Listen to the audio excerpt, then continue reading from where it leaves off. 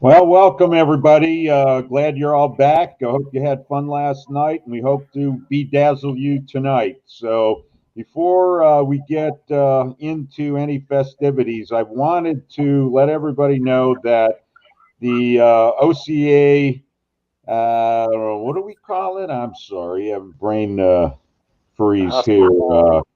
The hospitality suite is officially open, so I've asked my friends to raise their beers with me, and I'd like to propose a toast to all cichlid, catfish, and pleco lovers around the world. The hospitality suite is open. Cheers. So,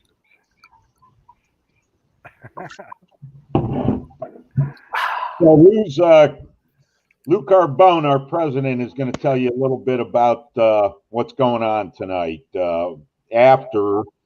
But first, we're going to push some very unique aspect of the show, and that is our rare fish raffle. So, Gary Mendez is the president of fish raffles for the weekend. So, he's going to tell you about it. Okay, well, thank you, Don. In previous years, what we typically do is set up display tanks in the lobby of the hotel and have fish in those tanks and then have a silent auction for them. Since it's a virtual extravaganza, we can't do that this year. So instead, we're having a rare fish and goods raffle. It's online. You can go to the website. On the homepage, there's a button in blue. Click on that. There are 18 different items that are going to be in the raffle. So you can buy tickets for each item. All the proceeds go to the Jim Smith Fund, which Lou will tell you about in just a couple minutes. So we have 6 companies that have donated fish and goods. Those are Imperial Tropicals, the Wet Spot Tropical Fish, Mike Cichlids, Swiss Tropicals, Dave's Rare Aquarium Fish, and KJE Aquatics. So take a look, go to the website. Shipping is free, so you will not have to pay any shipping. So for a $10 ticket, you can get some pretty nice fish. So buy as many tickets as you like. I'll tell you, there are some that are popular and some that you can get for $10. It looks that way. So I would suggest taking a look at it. Again, just go to the website. If you have any questions, just put them on Facebook and I'll answer them as quickly as I can. But it's pretty straightforward. And the drawing will be Sunday during the extravaganza, towards the end, I would say after the prizes are awarded. And we'll pick then. You have to get your tickets purchased by 12 noon tomorrow. So you have all night to take a look at them and decide which ones you want to buy tickets for. All right. So it's Mr. Carbone's turn. Thank you very kindly, Gary. Yeah, well, I hope you guys have all been enjoying this. It's been a heck of a lot of fun so far. We never had no idea how this was going to go, and it's we're enjoying it too. So, one thing we forgot to tell you last night: all the profits for this is not for the OCA Treasury. This is all going to the Jim Smith Fund. So the Jim Smith Fund is an endowment fund. We collect money, we give grants to people that apply for them with projects that have to do with research, education, or conservation that benefit cichlids and or catfish.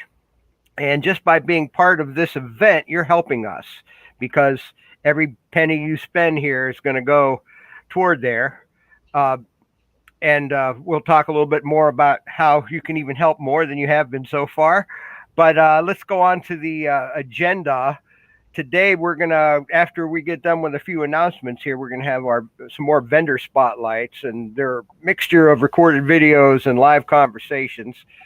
They'll be offering exclusive discounts to virtual extravaganza attendees, so pay attention. Of course, those discounts are also labeled in the program. in the show program. So anyway, you get to figure out what you want to do, how you want to help out our supporters. Imperial Tropicals will be on. Mike was on last night. We're going to be seeing a video tonight and maybe some more. He's been in our vendor room quite about 4 or 5 years now. Zugari Pets, it's a new store in Norton, which is near Akron, Ohio. He's our overall sponsor. So we'll be hearing from them again. We'll be hearing from Mike Cichlid. Mike himself has been coming to Extravaganza. I met him at one a long time ago, and he comes and vends there. And so I'm glad he's with us here. And after that, we'll get to our talk. Odd Konings tonight. He's a perennial presence since the beginning of the Extravaganza. And we certainly couldn't have done this with, we wouldn't have wanted to do this without him. This will be his latest update on Tanganyikan cichlids from his last trip there to Lake Tanganyika. And then we'll have more vendor spotlights. Dave's rare aquarium fish. Dave is new to the Extravaganza. I've been trying to get Dave to attend for years, even just for fun. Family events get in the way. It's a big weekend for his family. So it took COVID-19 to get David involved with the Extravaganza. So there's one thing that came out good about it. Swiss Tropicals will be represented. The owner, Stefan Tanner, will be you'll know him from the vendor room, and he'll be talking about his stuff. I think a short video.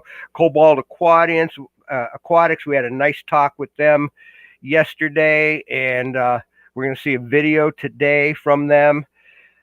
And then we'll do some door prize raffles. That everybody that's registered gets one chance in there, and so everybody's names will spin, and you'll win some products, including some cobalt fish food and Swiss tropical filters. Those are all going to be in the package. A few things in the package that you'll get if you win that. So 3 of those prizes today.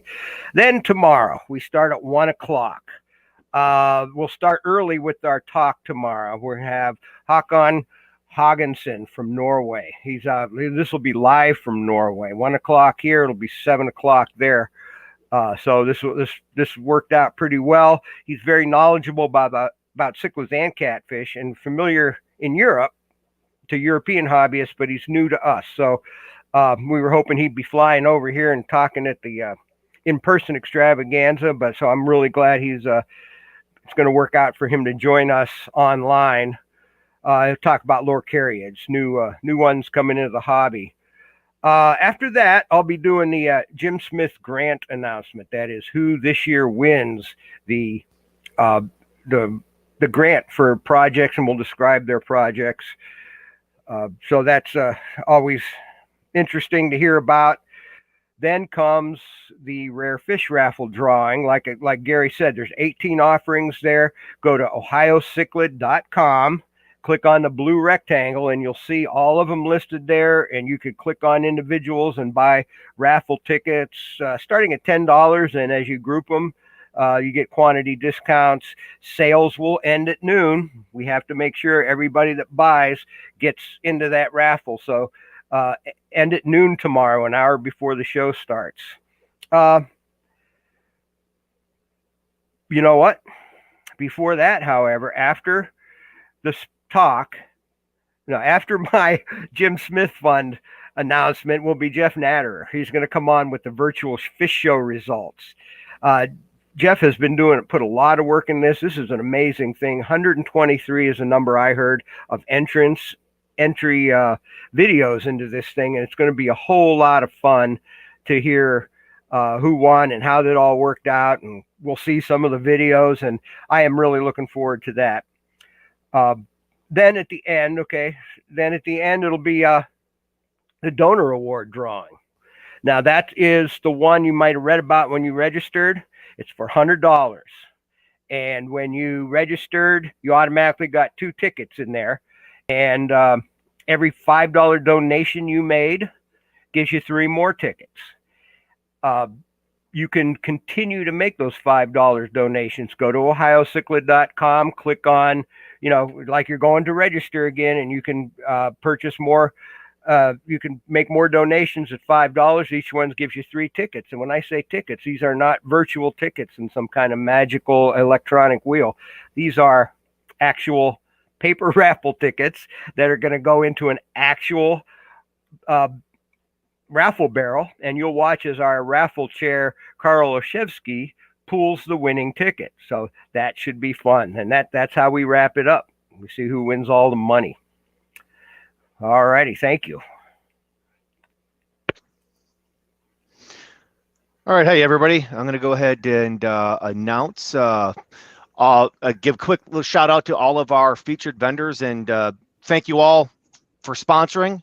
We have Aquatics, Aqua Research Center. We have Beantown Aquatics, Blue Seas Tropicals, Calvin Cichlids, Cunningham Cichlids, Florida Aquatics, and more. Gold Coast Aquatics, KJE Aquatics, Something Fishy, The Fish Place, Vegas Valley Cichlids, Cichlid Press. You guys can get 40% off everything from Cichlid Press. All Oddball Aquatics and Fat Fish. The discounts or promos, exclusive promos range from 10 to 15 to 20%. Keep an eye on the bottom of your screen to see all the banner ads with the exclusive promo codes. And as we mentioned, as Lou mentioned earlier, it is in the program.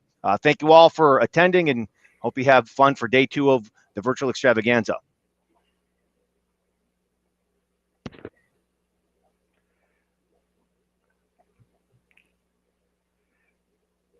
We've got a couple of silenced microphones here. Yeah, thank you kindly. I was too rowdy earlier, I guess. But at any rate, make sure you got your beer with you tonight. But we're going to move off to our first vendor spotlight. That's with Mike Drotty and Imperial Tropicals. I know he's waiting in the wings there. If you want to let him in, Hey, Byron. what's up, Doc? Dr. Drotty. Hey, how you guys doing tonight? Mike. Wonderful.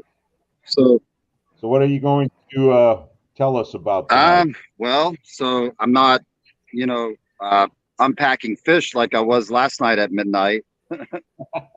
But I did get about 2 hours of sleep, and then I went to a fishing tournament, a bass tournament with my son. And so at 3 o'clock this morning, we loaded up the boat, and we've been on the water pretty much all day in the fishing tournament. And he got 8th place out of like 40 people. So we had a good time catching fish today. So not only am I into the aquarium fish, but I love fishing all around. So hey, Mike, I really love those peacock bass pictures you showed me that you sent to me via email with your sons. So that was awesome. You caught them when you were heading to Miami to pick up German fish. Yeah, no, we had a great time. We caught probably like 40 different or 40 peacock bass down in Miami before the German order came in, and then like I said, that was Friday, and then Saturday we're catching largemouth bass. So I mean, it's great to be in Florida. I do miss seeing the snow up in Cleveland, Yeah, right. I think about you guys. So yeah, right. and these are real palm trees behind me right here. So. Yeah, nice. I know it's quite a tease to see those. Quite a tease. Yeah, it was a balmy 45 here today, so it wasn't too bad. Yeah. We were in shorts and a t-shirt. Oh yeah, there you go. Woo. Yeah. Sweet. Yeah, we had a lot of fun. One of those Lucanani fight. Oh man, they put up a big fight. They're a blast to catch. So I think a lot of us enjoy fishing and keeping fish too, so it's great. Yeah. It's a common theme with a lot of fish keepers, so it's awesome to hear you enjoying it. You're living your best life. Oh yeah, for sure. I just love nature all around, and I love being outdoors, and and some people are even into bird watching, and I like that too. Chris Biggs is a big bird watcher, I know. So. Chris Biggs is a big bird. Closet bird watcher, actually. So anything you want to say to all the folks online? I just, I miss seeing everybody this year at the OCA, and I really appreciate, you guys doing this virtual show so we can all get together. And, hopefully 2020 really, was such a crazy year for all of us. I can't see 2021 being any crazier, but you never know. So, but hopefully next year, we can all get back together and see each other. So I missed it this year. We miss you too, Mike. So thanks, Kyle, so much, and for all your wonderful support. And make sure everybody online checks in at imperialtropicals.com for the wonderful special and shipping that Mike's offering for everybody that is a registered attendee. So thank you so much. And, you've got an amazing collection of fish that we're going to see now. So, Byron, I know you got to run, Mike, so why don't we let you go? And Byron, let's roll the video. Yeah, no. Hey, what's up, everyone? Mike with Imperial Tropicals, and I'm going to give you guys a really quick virtual tour of our new facility. As you can see, it's our new building here. We've got lots of room for more rows of tanks. Right now, we've got, it looks like a construction zone around here with lumber. We've been building racks like crazy and getting tanks. We still got a rack over here that we're finishing, but super excited about having all these tanks and space for new fish. As you guys know, we actually breed fish here at Imperial Tropicals. Our background is breeding. Family's been doing this for many years, and it's just amazing feeling to be able to see all these fish in new tanks with lights up close in person, and to actually be able to just turn my camera on and show you guys, all the different fish that we breed here. So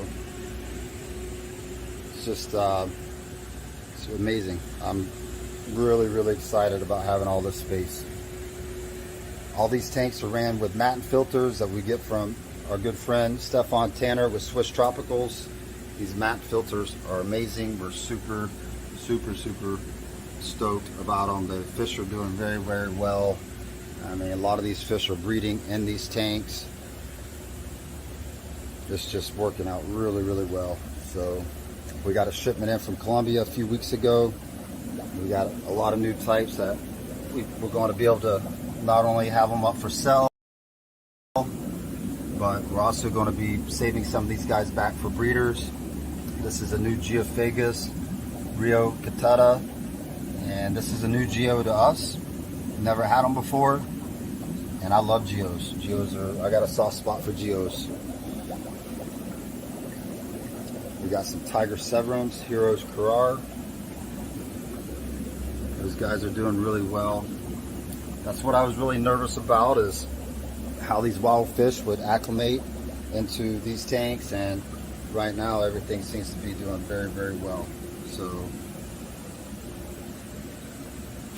not only do we do, South American, but we also got a lot of rainbow fish. We got plants. I'll show you the rainbow fish on the other side.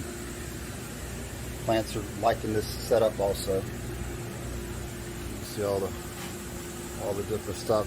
You can find all this stuff, all these fish, plants, everything on our website, imperialtropicals.com, and we're actually doing a promo code during the OCA for 20% off our website.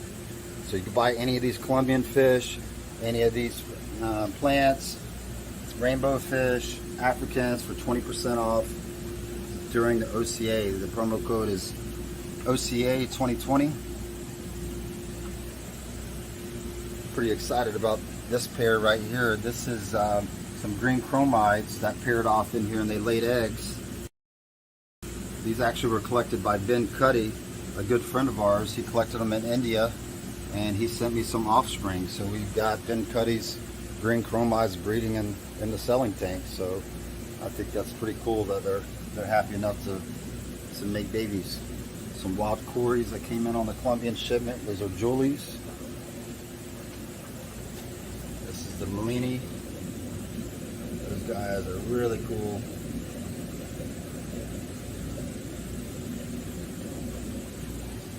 We try to do it right. Whenever we do something, we want to make sure that we're doing it right. So we're making sure that all these wild caught fish are, you know, quarantined and taken good care of before we actually start selling them. See some Madoka white lips in here, but there's too much for me to show you guys in a short clip. You guys could join us on our social media channel also. Every Friday we go live on YouTube and we do a walkthrough of our facility. So you can join us on YouTube, you can join us on Facebook. We've got Imperial Tropicals Fish Keepers group. It's been a phenomenal resource for people to join and learn more about fish keeping. So thank you guys thanks to the OCA for doing this virtual show. I think it's pretty awesome that you guys can still have something even though the whole country's shut down with madness right now. So let's stay safe out there, everybody, and thanks again for all the support. Enjoy the show this weekend, and we'll talk at you later. Thank you. Well, that was an awesome video. So, if you get down to Lakeland, Florida, Mike's a great place to stop by. I hate to invite 195 folks online, but hey, I already did. So at any rate, I saw a comment about the promo code not working at imperialtropicals.com. I'll check with Mike. He had to leave, and we'll mention it going forward here, either later tonight or tomorrow. So next we have newcomer in the area into the pet world here, Zugari Pets, and they'll be let in the they're going to do a video first there, Don. Hey guys, thanks for having Zugari Pets, part of the Ohio Cichlid Association this year. Found the OCA 15 years ago, got involved, love cichlids. I jokingly say we opened a pet store because that's the only way my wife would let me have fish again.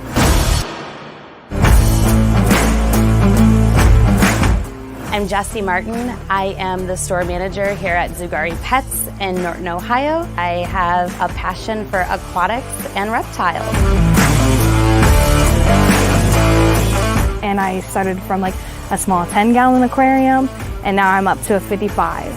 I'm Maya. I work at Zugari Pets. I have a passion for fish, and I'm also in an animal science program to become a vet technician. We offer everything from start to finish. So we have all of your tanks, we have all of your filters, we have all of your plants and all your knickknacks that go inside. We have all of your chemicals, we have all your foods, we have your fishes. We have everything from start to finish. If we don't have it, we can get it for you. Super stoked to be sponsoring this event. Virtual show, first time ever for that. We are here, local mom and pop fish store. General pets, but specializing in fish, lizards, aquatics, those types of things. We want to bring quality to you. We know how important that is. Like, you can run into your big box stores. You can have the issues with the sick fish. We want to bring stuff to you at great prices, quality. That's what we stress.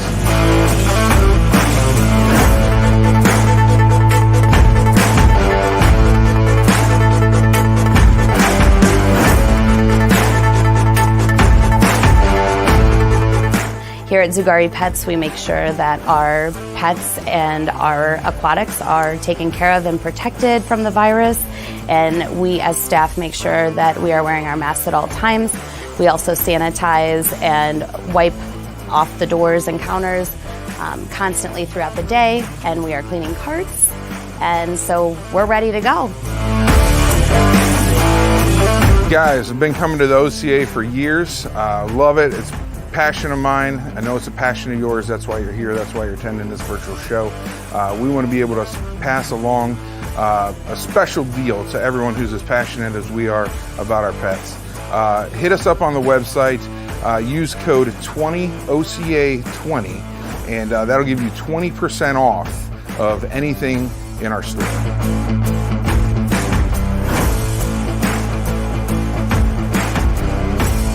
That in person, don't have to do it online. So come check us out, visit us. Again, 20OCA20. Just mention that code when you come in the store. That offer is valid right now through the 27th, so it gives us 1 week. 1 week for that coupon. So come see us. Gives you 1 week. You might want to hop on that deal right now. Again, 20% off anything that we stock. You know, you might be sitting at home eating your Cheetos, rubbing your belly, you know, whatever you're doing. Open up another browser. Check us out. 234-678-9541. If we don't have it, give us a call. We'll make sure to get it for you. Here at Zugari, we want to make you your pet's hero. To become your pet's hero. And we want to make you your pet's hero.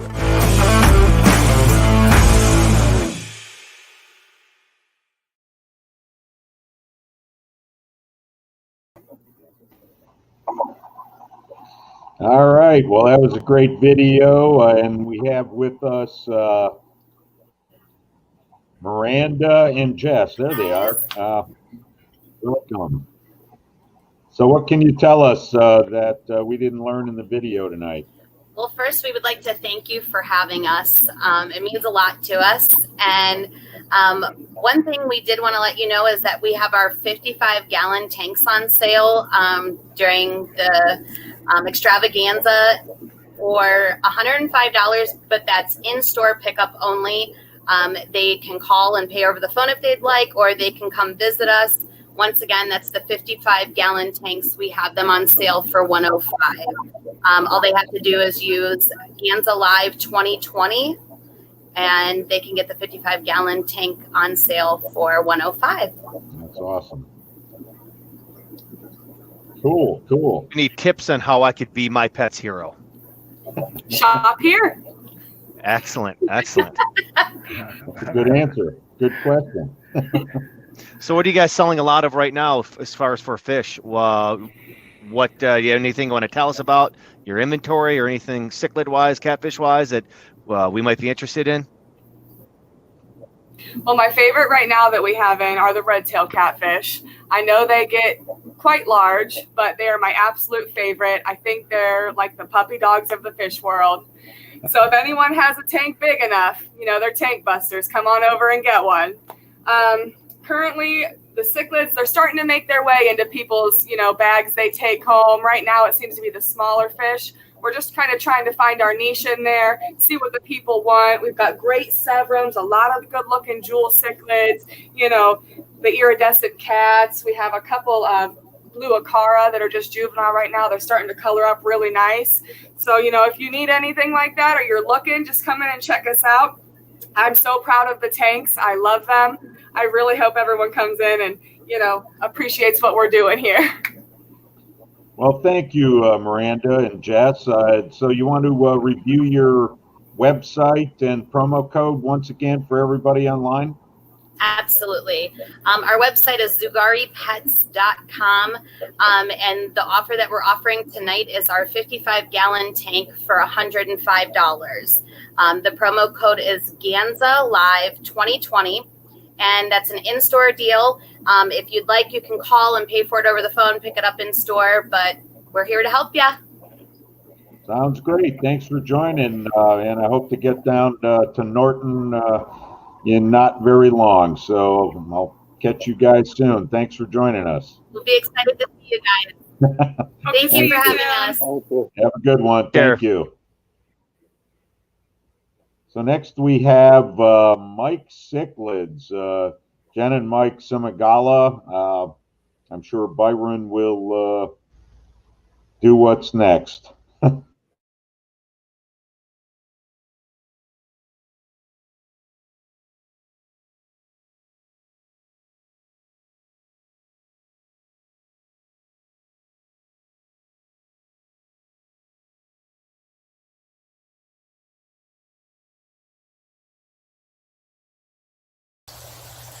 Hi, my name is Mike with Mike Cichlids. We're a tropical fish farm located in New Smyrna Beach, Florida. We've been in business since 1988, and I thought we'd give you a tour of our fish farm. Here's a vat with some Pseudotropheus seloses. Each one of these vats is a burial vault. We have 195 of them on the farm. They have a 100% automatic water change every day. Here's some redfin boreali. Here's some large Tropheus icola kaisers. Here's some yellow blade litho baits and some Chalumba travases coming along. Here's a fish, the albino ruby green, which we actually started on our farm. We had the wild stock of the ruby greens. They threw some albinos, so we held them aside. Here's some gold kawongas. I soon showcase gold kawongas if I can get them to come out in the sunlight a little bit. Some of the Central Americans we work with. Here's the red dove eye. They throw all different colors of white, red, splotched, and then ones that look like the standard dove eye. They all come out of the same red males. And the European yellow blaze litho baits. That is some albino compressiceps coming up, along with about 100 Swedish hongais. Here's a vat of albino Kyoga flamebacks. These are some electric blue rams and some Agassiz fighters, just about ready to go. We'll be breaking that vat down soon and getting those on the market. There's some blue smokies, looks like some kois. Platinum angels and the blue marble angels, two of our better sellers. Each vat comes with a standpipe and an automatic drain. The water will come in here. When we're done with the harvest the fish out, we'll clean it out, let it dry, and then bleach it. The water runs down the stand tube, and it'll go into our ditch and then into our 1 acre retention pond up front. Here's a nice vat of sunset angels ready for sale. Looks like there's some Pinoy leopard smokes in there also. There's some gold pearl scales ready to go. Some nice gold veils. Here we have some breeding red zebras. You can see the color pretty nicely step out of the sunlight there. Chromis pearl mark breeders. Showing off some color, get out of the way so you can see better. That here has some Obi red top travases and some lemon jakes. These are California green veils. Nice young breeders coming up. There's a vat of koi pearl scales large. This vat has Pinoy leopard smokes in it large. Here's some gold pearl scales. This row here has all our breeder ancestros plecos. You can see the large, those are albino short fins. Here's some super red breeders.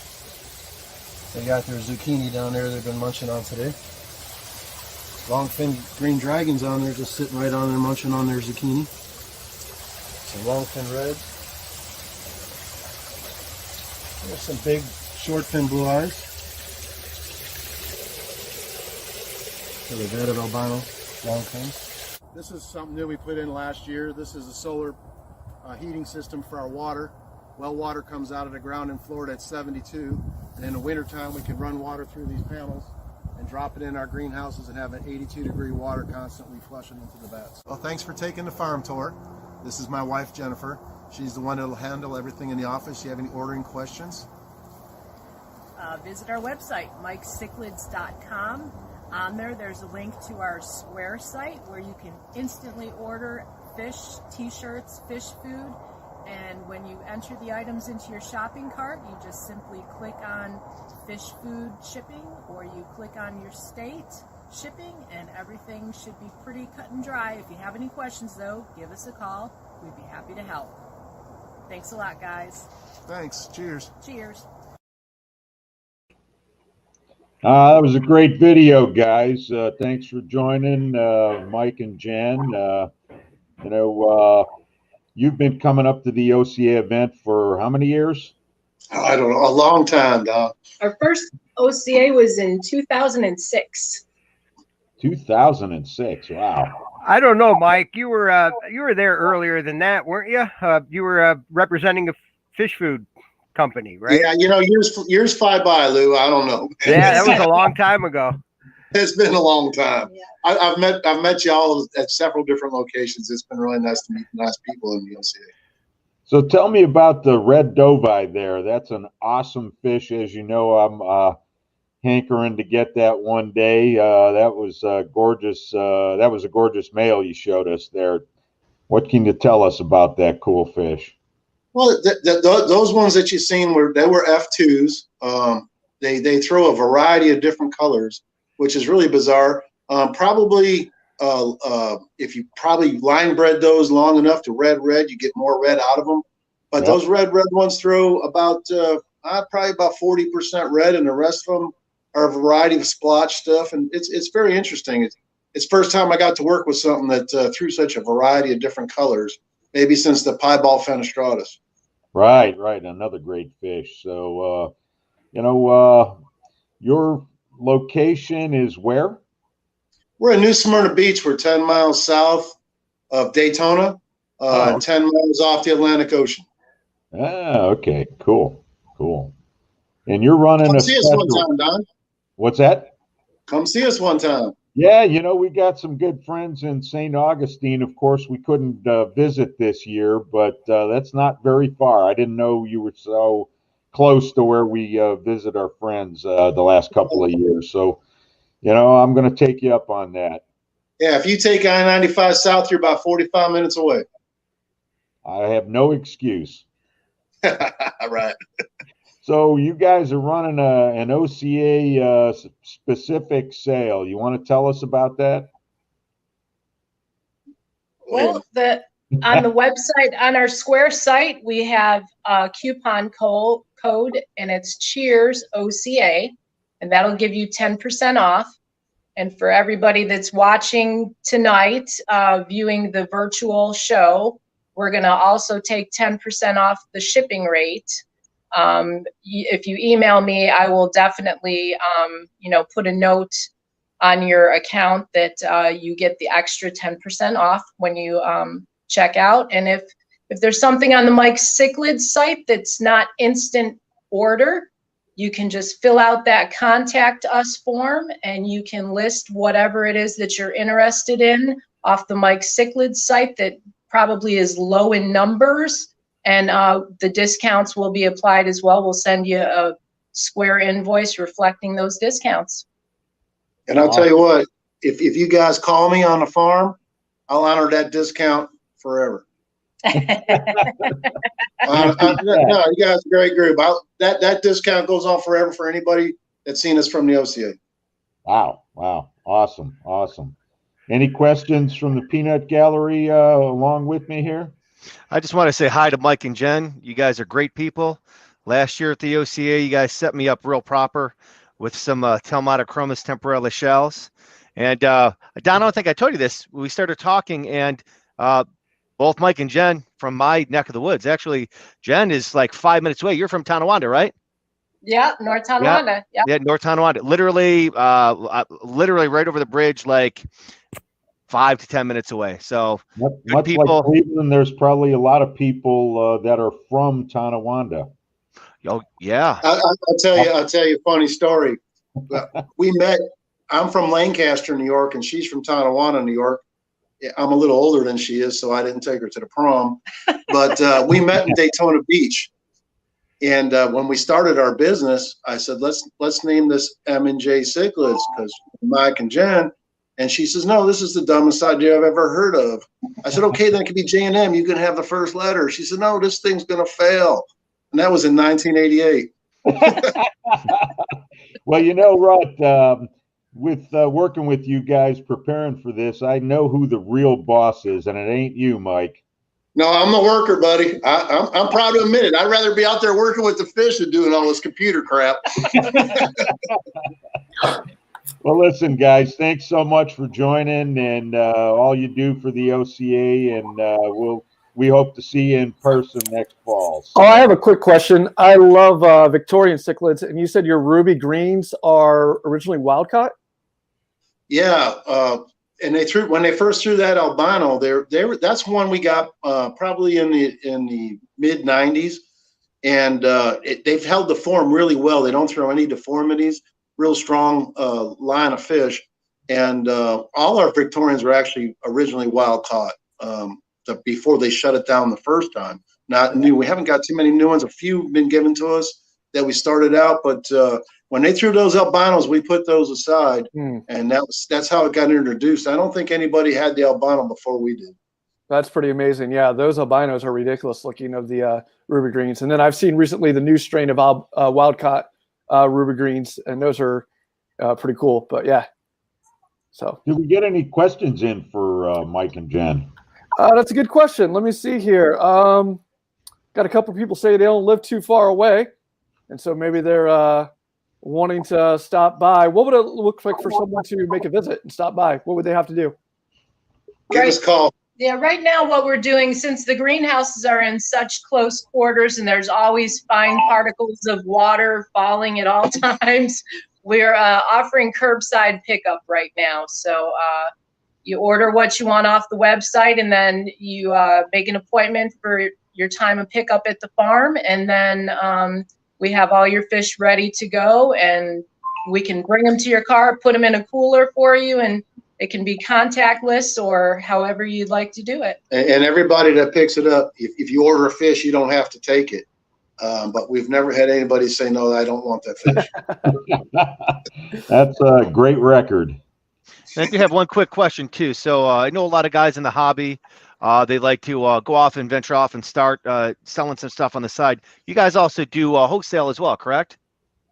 Yeah, we do 3 layers. Our business is 3 layers. We sell wholesale to people that sell to pet stores, and then we have a price list that we sell to the independent pet store, and then we have our own web page. But to protect our independent, back in the day, we didn't have to do all we never had a retail site. But when the Petco's and the PetSmarts came on and the independents started dropping off, we had to supplement the loss. But we will not sell wholesale to anybody that doesn't have a brick and mortar store to protect our long customers that we've had that have real stores.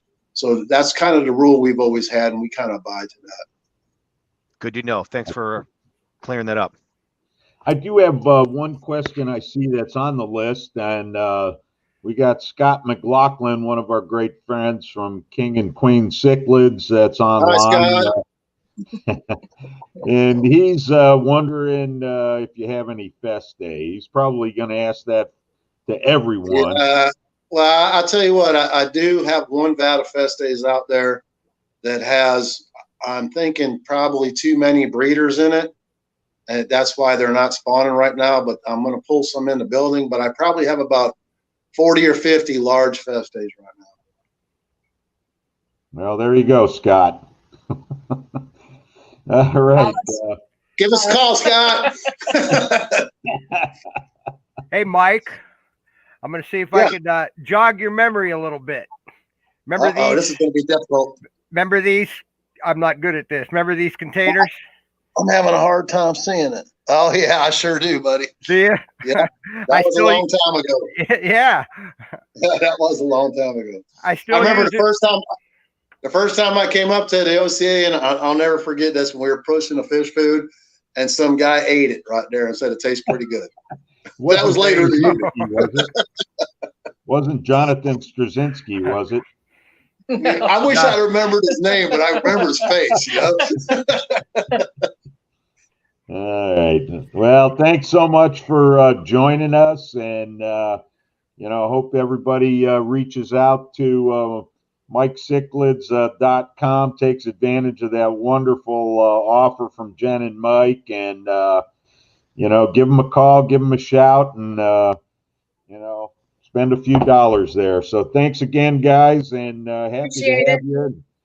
Yeah, cheers, everybody. Thank you. Yeah. Cheers. Cheers. That's a good one. Thanks. Lou, you're up. Okay. Are we ready to do this, Byron?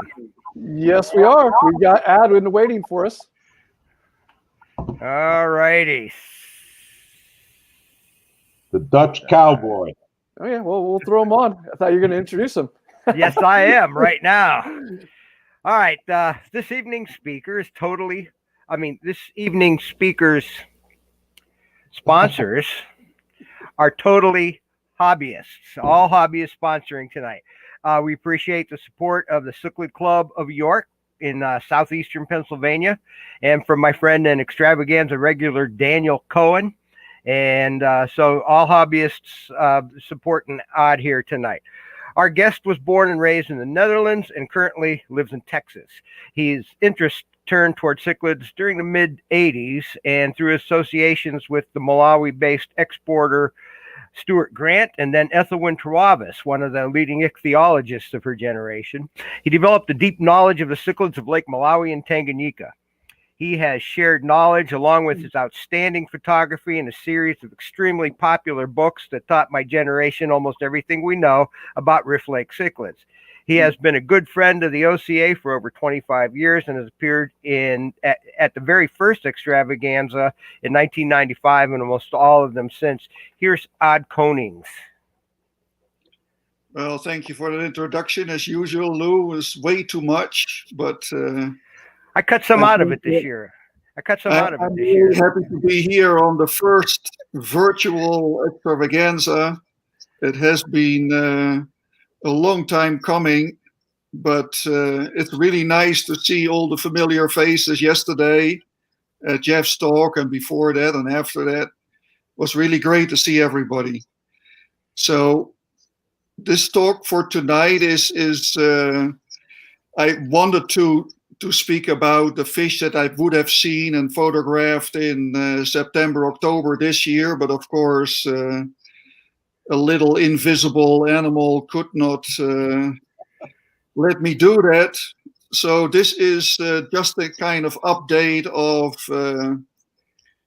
what I wrote in my fourth edition of the Tanganyikan book, what is different from the third edition. So this is from 2 years ago. Last year was the first year in 32 years that I didn't go to Africa. And this year is the second. So, but next year I will be back again. Okay, let's go into the talk. Let's see if I can share that.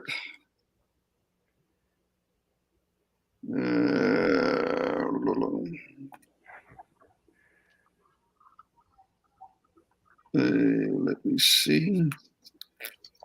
Yeah, just click share entire screen. I did. There we go. Oh. Every time it moves away. No worries. We'll get it. Let me see. We did that 2 days ago and that worked, but do you have it up on your screen? I have it up on my screen, but one way or another, it doesn't show up on the application window. Yeah, try clicking the share screen button again. What should I put down? There's a share screen button at the bottom. Yeah. Just click on that. Well, that's what I did, and then it should give me the application window, but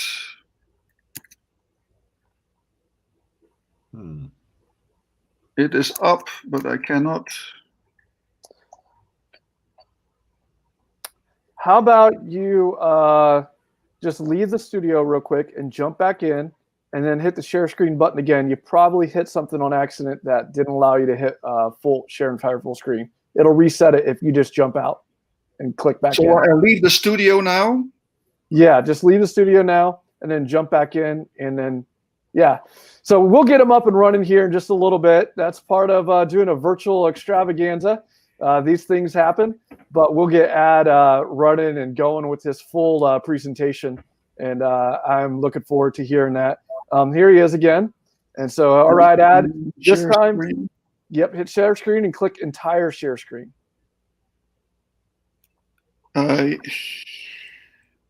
Sorry, but the application window doesn't show anything. There should be, like I said, there's a bottom thing on the bottom of your menu with the StreamYard. It says share screen. Yes, I know. And then I get a window, and then 2 days ago, when I click the application window, it would show up. What if you log in with your Apple laptop or one of those things? Because you're probably on your desktop from the background I see.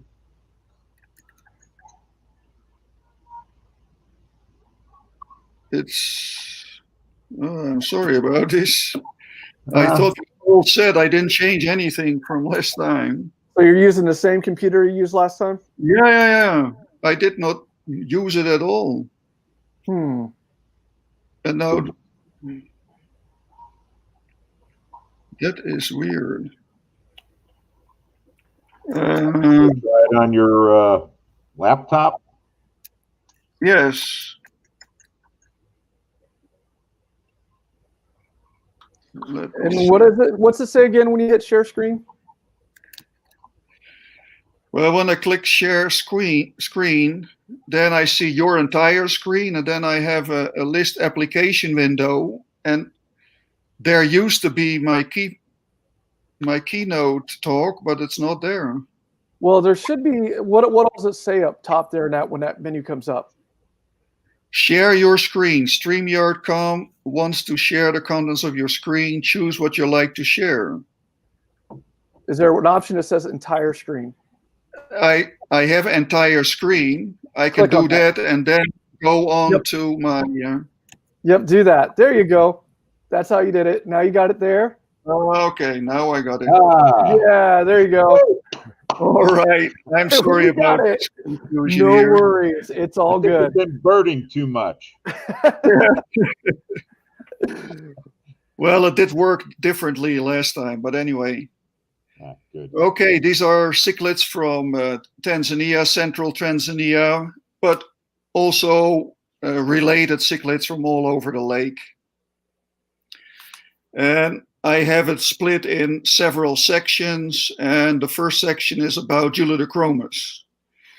Because in my latest book, I have added 3 more species to the Julidochromis, the ones that were always giving some confusion.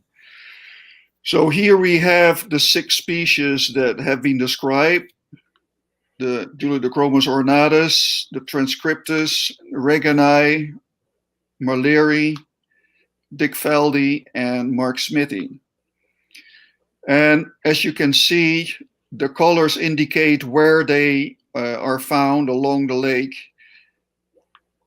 And we will see that there is only very few places where you have 2 species of Julidochromis sharing the habitat.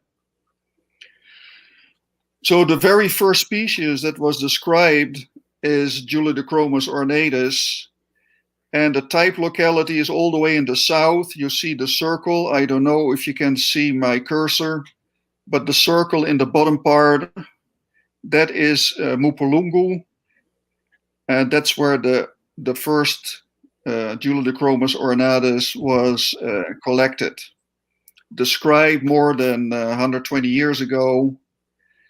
And then much later, the second species, Regani, was described by Paul in 1942.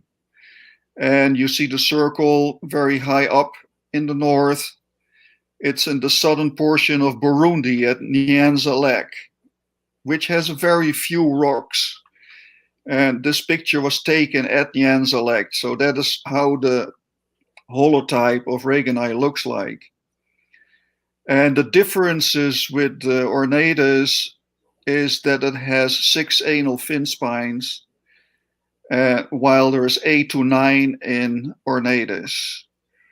So that's a difference, but of course we know the fish is much bigger. It also has different coloration, but those were the differences given by Paul at the description. Hey, Odd. Yes? At the bottom of your screen, do you have a little white bar? Yes. Click hide there. Thank you. Now we can see everything.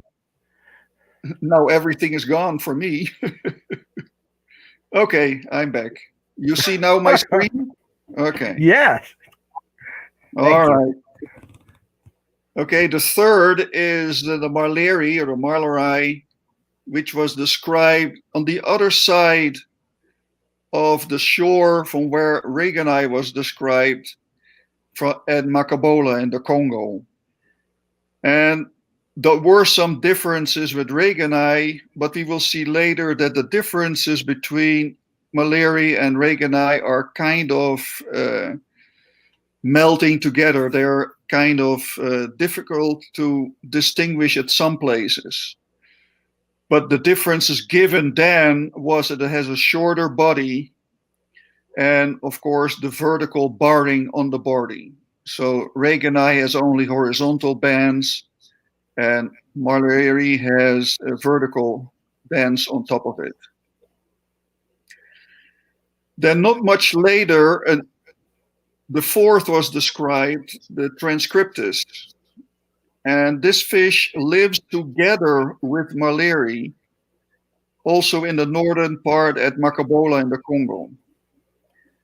And a big difference is that on the cheek, there is no markings. I hear some voices in the background. I hope that is not disturbing mine.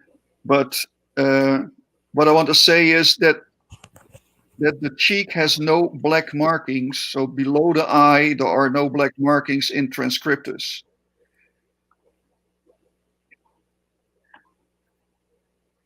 Then quite a bit later, when hobbyists started to explore the lake in 1975, Stake described Dikveldi.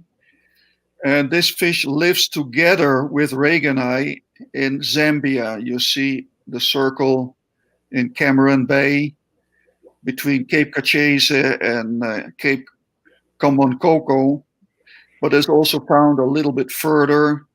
You can see it went a bit into the Congo also. And the difference is with Ornatus is that it lacks the black spot on the tail. And then very recently, Mark Smithy was described. That was the fish we used to call Regenai kipili, which is found at Kipili. First, I thought that this fish would be just a Regenai, and for a while I was looking for intermediate forms, but it turns out I could not find any intermediates between the Regenai, which is found just south of Kipili, and at Kipili itself we have the Mark Smithy, which lacks the third stripe on the body. And at Kipili, it has a very beautiful yellow coloration. And it also differs from Ornatus because of the yellow body. You could think it is a large Ornatus, that the black dorsal fin band, which is right at the base of the dorsal fin, it's not complete. In Ornatus, it runs all the way to the back of the dorsal fin, but in Regenai, it stops about halfway. Sorry, in Mark Smithy, it stops halfway. And you can follow this species all the way to the Mahali Mountains. None of these Mark Smithy have any third stripe on the body, but they are no longer yellow. When you go further north from Cape Mapimbwe, they are no longer yellow, but more beige gray color. And right there at Mahali, there is a sandy area where you do not find any rock-dwelling fish. And on the other side, the north side of it, you find Marleri or Regenai. That is a kind of intermediate form.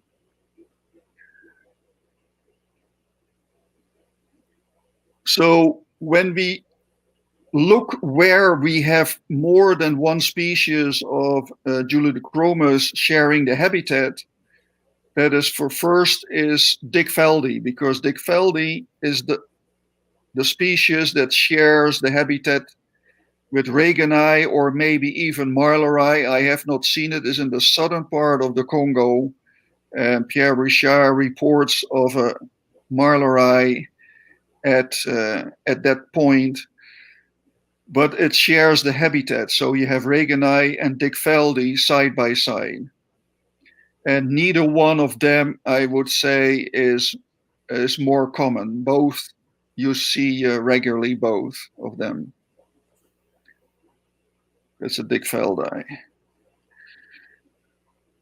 Another place where we find two Julidochromis together is at Isanga, which is just south of the Kalambo River, which forms the border between Zambia and Tanzania.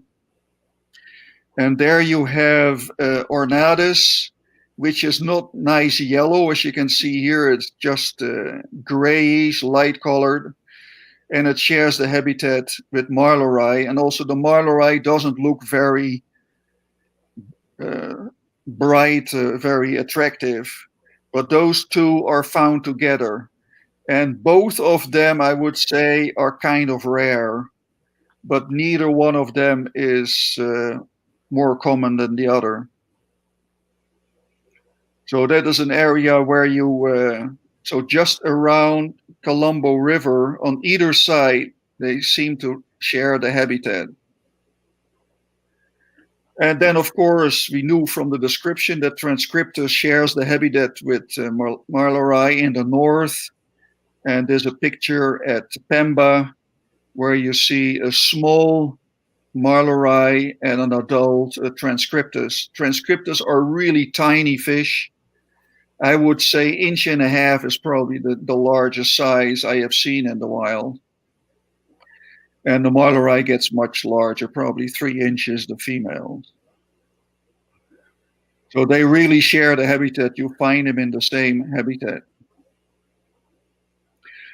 Then a little bit further north, you find a fish that we have always been named Ornatus, and I think we still will call it Ornatus.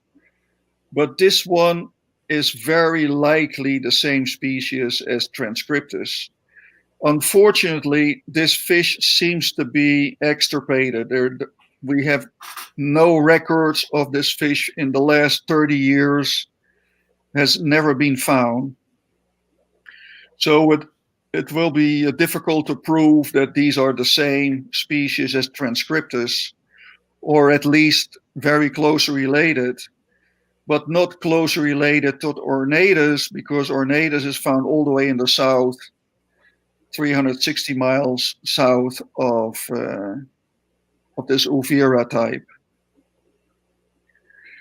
Then there is an area near Kapampa in Kiku in the Congo where we have some small Julidochromis, and we don't know what to do with them.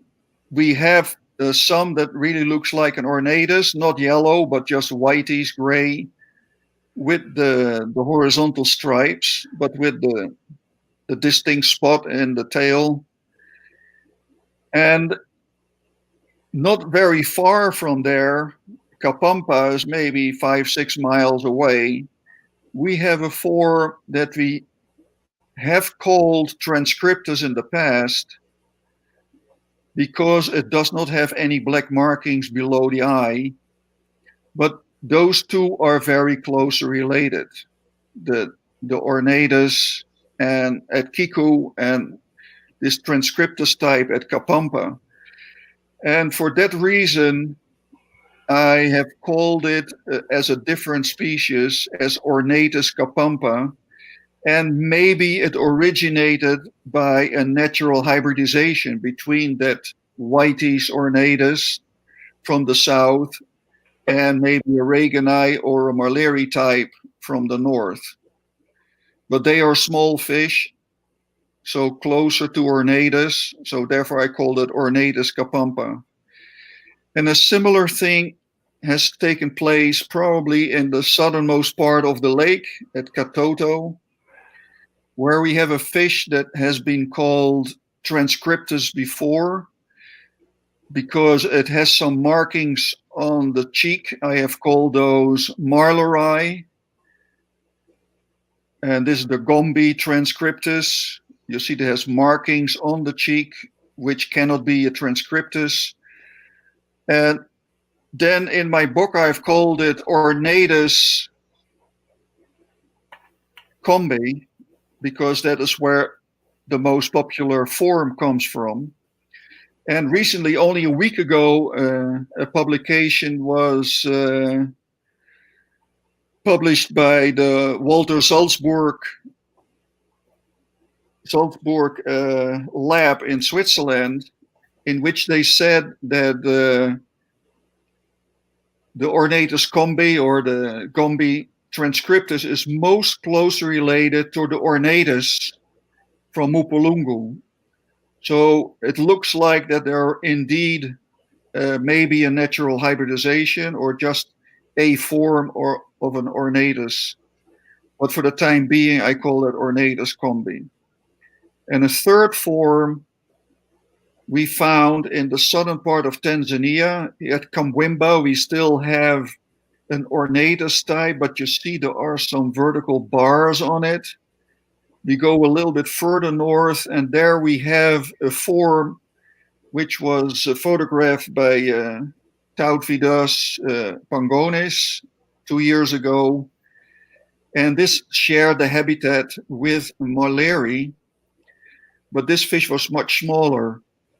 And it cannot be a Marleri, it could be a Transcriptus, but in light of the other two forms that are maybe natural hybrids, I call that one Ornatus musi.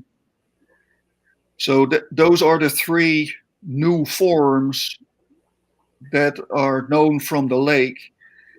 And I think it's likely that they get also described as different species, because especially this one shares the habitat with another Julidochromis.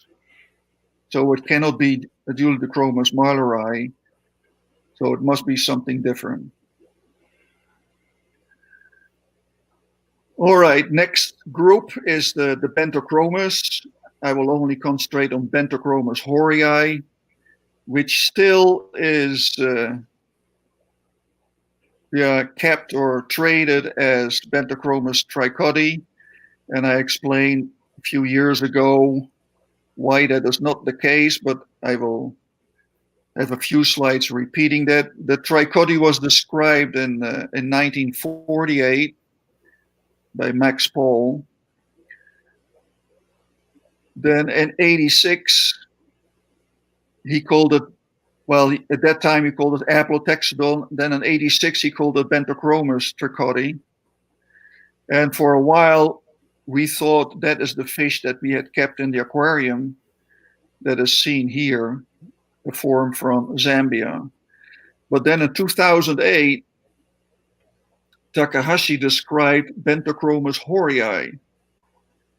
And he said what we keep in our aquarium, that is horii, it's not trichoti. Well, initially, we did not believe that. Also, when he showed the pictures of the fish that he had, that is seen here, this is from his publication. The top shows trichoti, the bottom part is horii. And he said that the eye diameter and the ratio eye diameter snout length is smaller in horii than in trichoti. So trichoti has a larger eye in comparison to horii. Then also the total number of dorsal fin rays in horii is 30 to 31, but in trichoti is 28 to 29. And also the pelvic fin is much longer in horii than in trichoti. In horii, it's 30%, more than 30% of the standard length. In trichoti, it's less than 25%. But of course, we did not believe that, and also I did not believe it. And Patrick Taville, he wrote an article about it, and he claimed that Bentochromis horii should be synonymized with trichoti.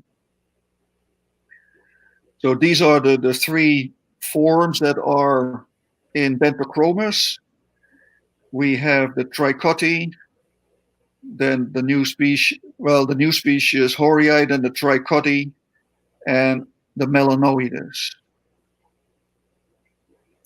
And Takahashi, when he described the horii, he found all three forms together at Mutondo Island. These are all from greater depths, like 250, 300 feet deep, where they live in the open water feeding on plankton when they are not breeding. And also much earlier by Piers, there was a report that there are 3 different forms of Bentochromis in Zambian waters. He was a fisheries officer, and he checked on the catches of the fishermen, and he recognized 3 different color forms, he called them, of Bentochromis. Then I was lucky a few years ago, we found a fisherman at Samazi who just lifted a net, the gill net that he had placed the night before. And in his boat, he had like 40 Bentochromis, and one of them, this one here, looked different. And that was the true trichody. So they live together.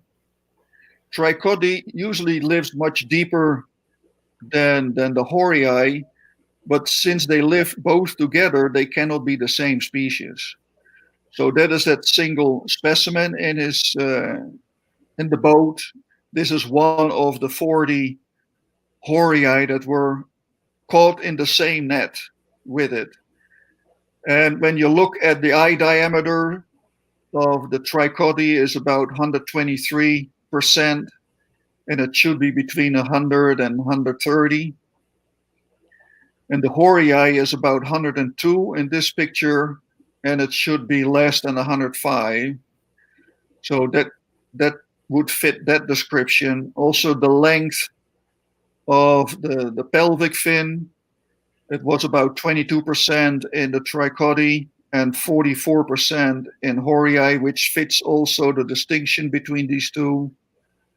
So these fish are clearly different species. So trichody is actually a different species, not as colorful as horii. And as far as I know, that fish has never been exported for the hobby. So I show you a whole bunch of pictures of horii that I have photographed in the lake. It is both species are found throughout the lake. They found trichody in the north and in the south and in the central part of the lake. And also Bentochromis horii, the one that we keep in our tanks, is found everywhere in the lake. At most places, you have to go pretty deep, usually about 30, 40 meters, so 120 to 150 feet deep. But then they are usually everywhere. Males have they breed on large rocks, or they make a little sandcastle like you can see here, even when large rocks are available. So there are some differences in the various populations. The males in the central part of the lake, they have a rounded end of the dorsal, which is pointed in the southern and in the northern populations.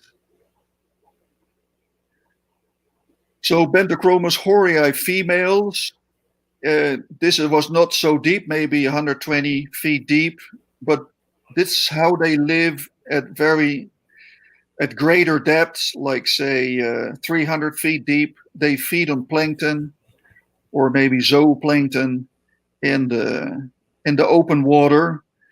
And these females, they were probably ripe females and were ready to spawn with a male, which were not very far away, having territories on rocks. Females don't have much coloration. They have no coloration at all.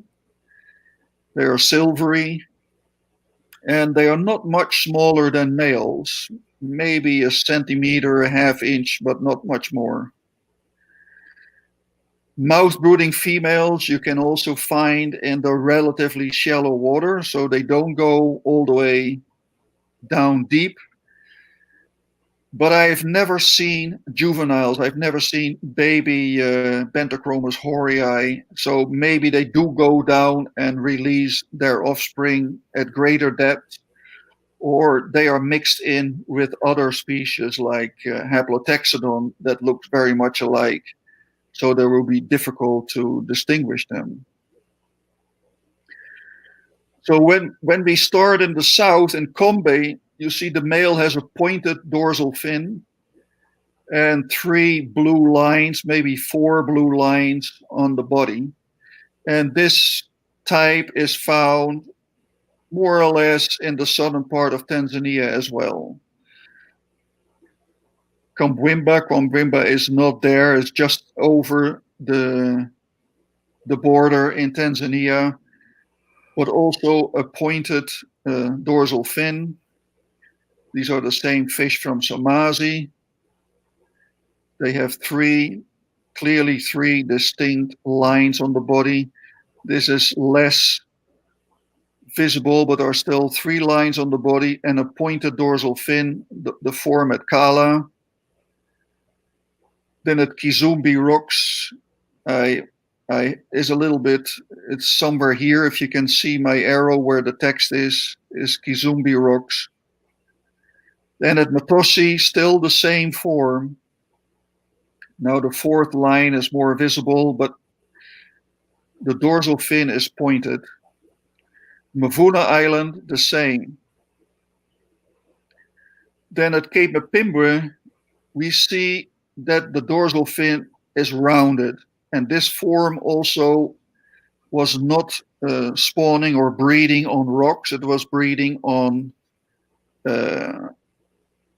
sand castles, on mounds of sand that the male probably had constructed on the sandy bottom, not very far from the rocky habitat.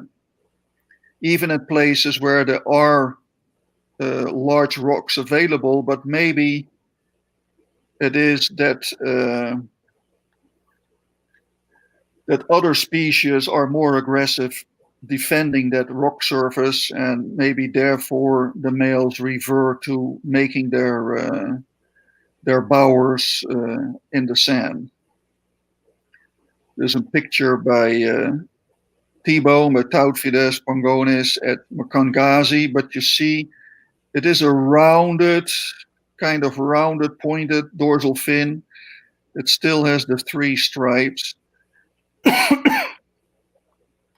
In Sieswa Bay, they still have rounded dorsals, and there are still those 3 or 4 horizontal lines on the body. There is a blackish spot showing up, which is more visible in the northern forms.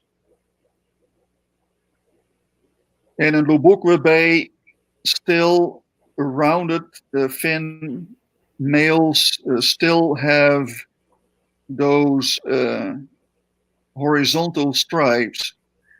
But just across the bay at Luagala Point, there we find males that only show the upper horizontal blue line on the body. The other 2 lines are muted, which is weird because these is from 2 different years pictures at the same point. So they are, that is the variant found there. And also you see that the dorsal is getting pointier again. Then on the other side of the lake at Kibichi Island, we see the normal pattern, or the pattern that we know is back. It's the 3 lines or 4 lines on the body and a pointed dorsal, which is also seen at the one at Hapa Ingifara, where the males have yellow pelvic fins, but the dorsal is pointed and they have those 3 lines on the body. And this is a night shot by Tautfides at Kigoma. And during the day, this is a very conspicuous black spot on the mid-body, which is common in the forms found further north. But they have a pointed dorsal fin and lines on the body.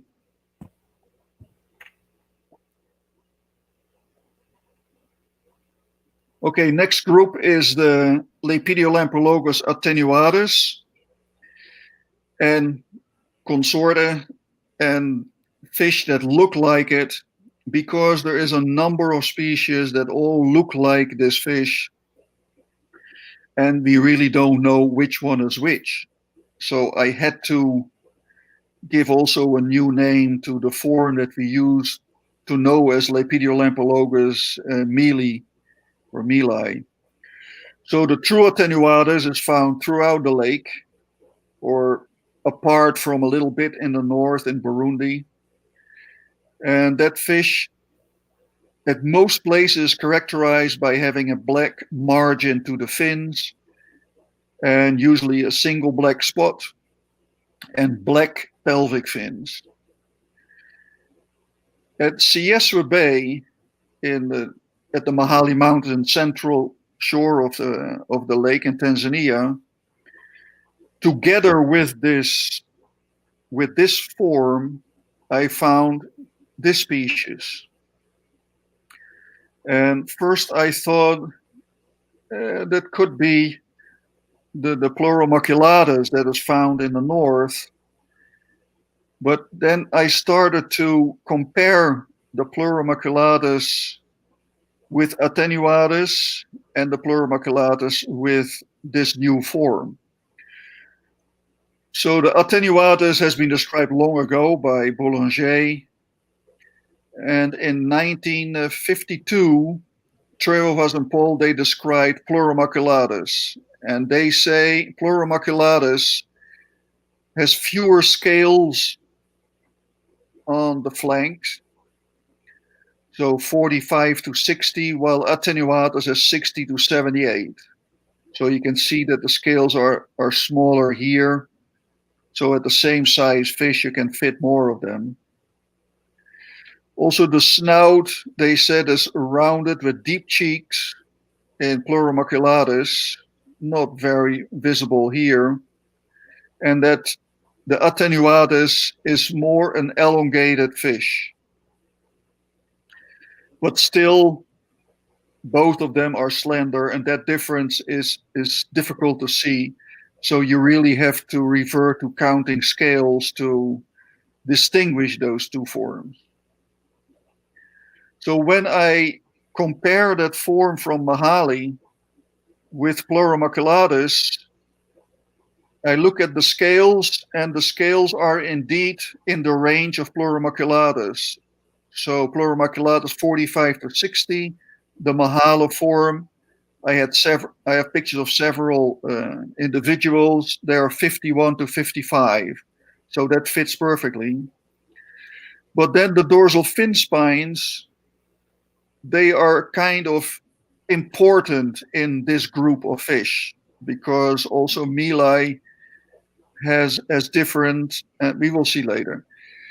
So the Pleuromaculatus has 17 to 18 dorsal fin spines, but the Mahala form has 90 to 20, which is very high.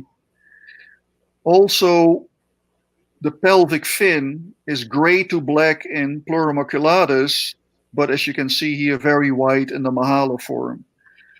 So it's probably not Pleuromaculatus. Then there is another fish that we really have never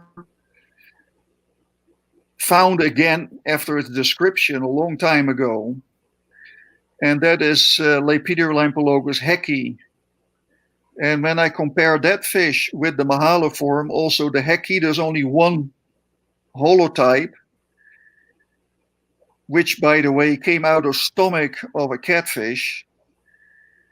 And that holotype has 53 scales in the lateral line, and the Mahala form, as we saw, 51 to 55, so that could fit.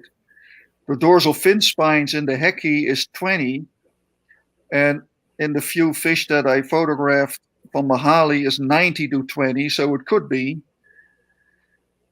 But it was given that the hecki had gray to black pelvic fins, and in the Mahali form that is white. So for the time being, I will not call this fish heki, but I called it Lepidolampologus heki mahali. And it lives in pairs usually.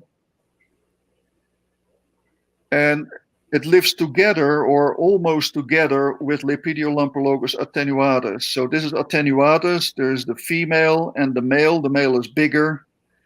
And when they have fry, the fry is in a large cloud feeding from plankton above the parents.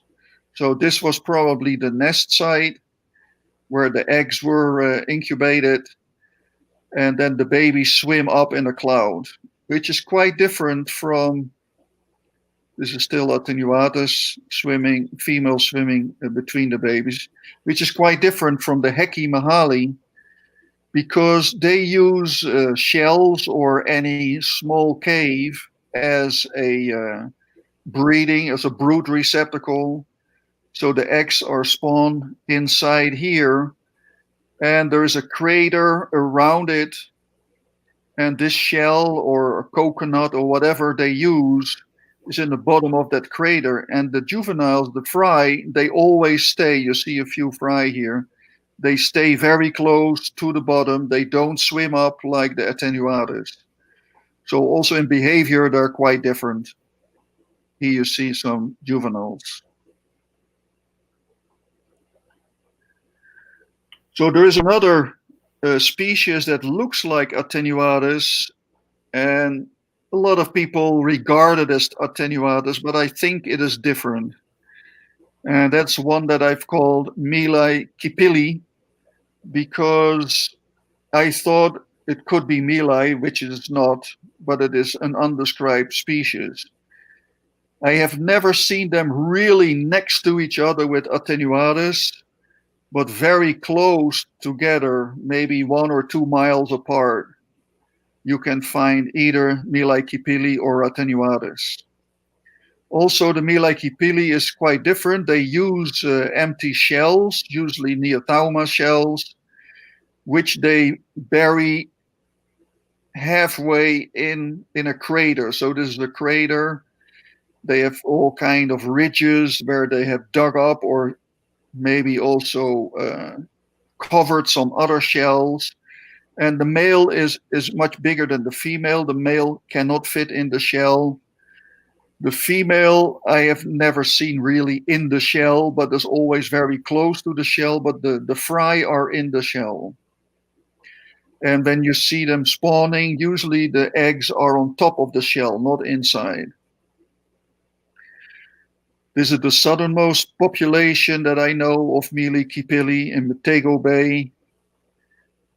Looks pretty, this fish. Then at Mavuna Island, so also very close to Kipili, we have attenuatus, which in my opinion is different from Milai kipili. So then I found a fish that really looked like Lepidolampologus milai in the central Tanzanian shore near Bulu Point, which is just north of the Mahali Mountains. And I thought this must be the milai, but when I compare those fish with milai, I think I have that here, there is differences.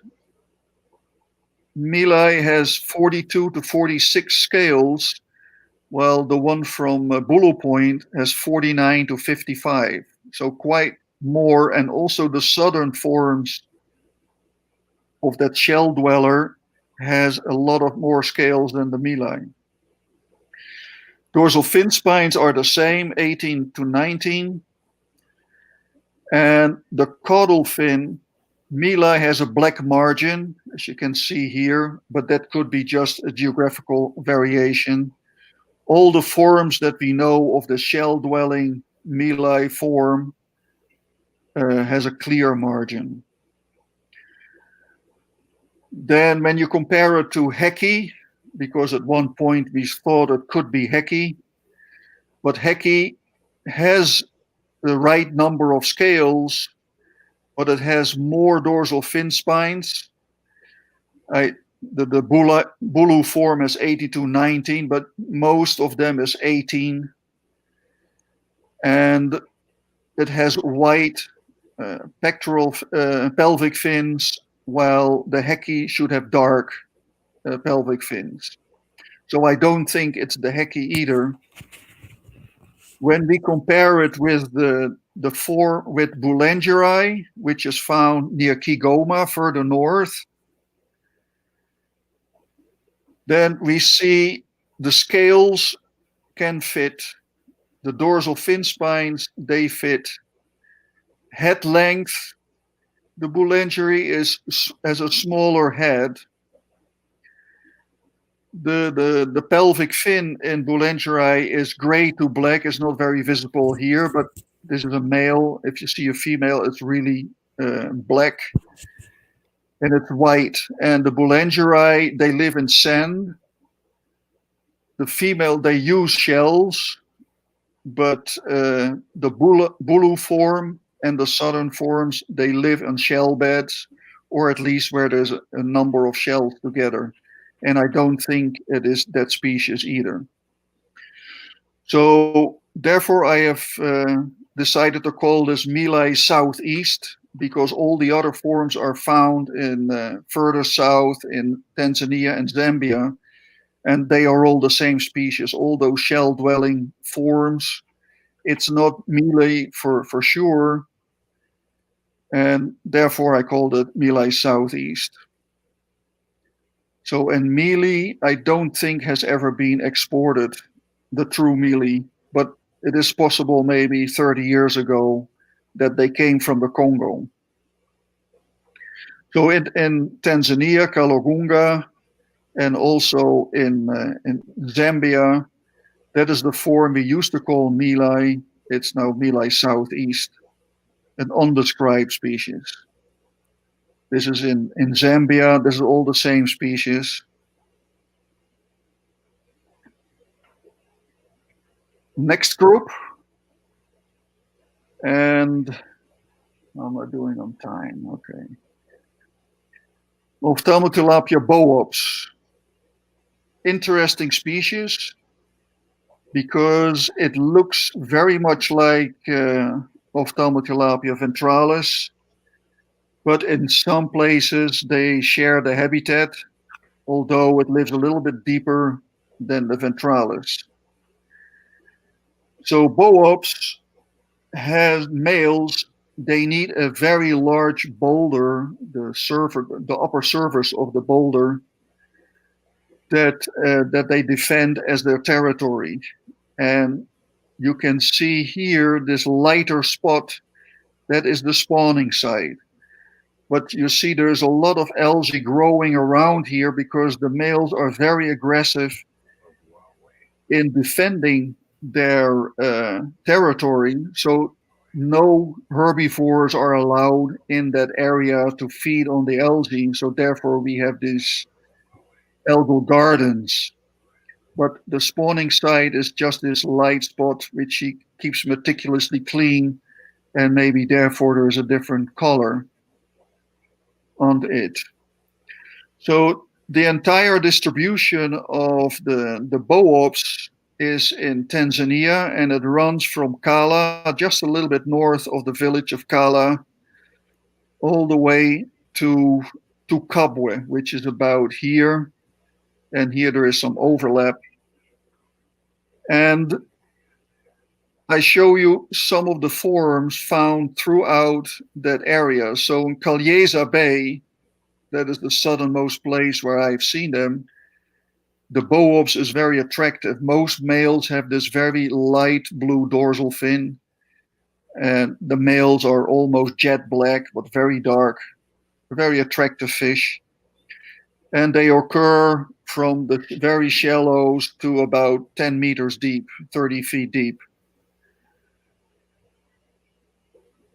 And there's another male. They're really attractive fish. So when we go further north, the coloration of the males changes. And also we can find different colored males in the same population.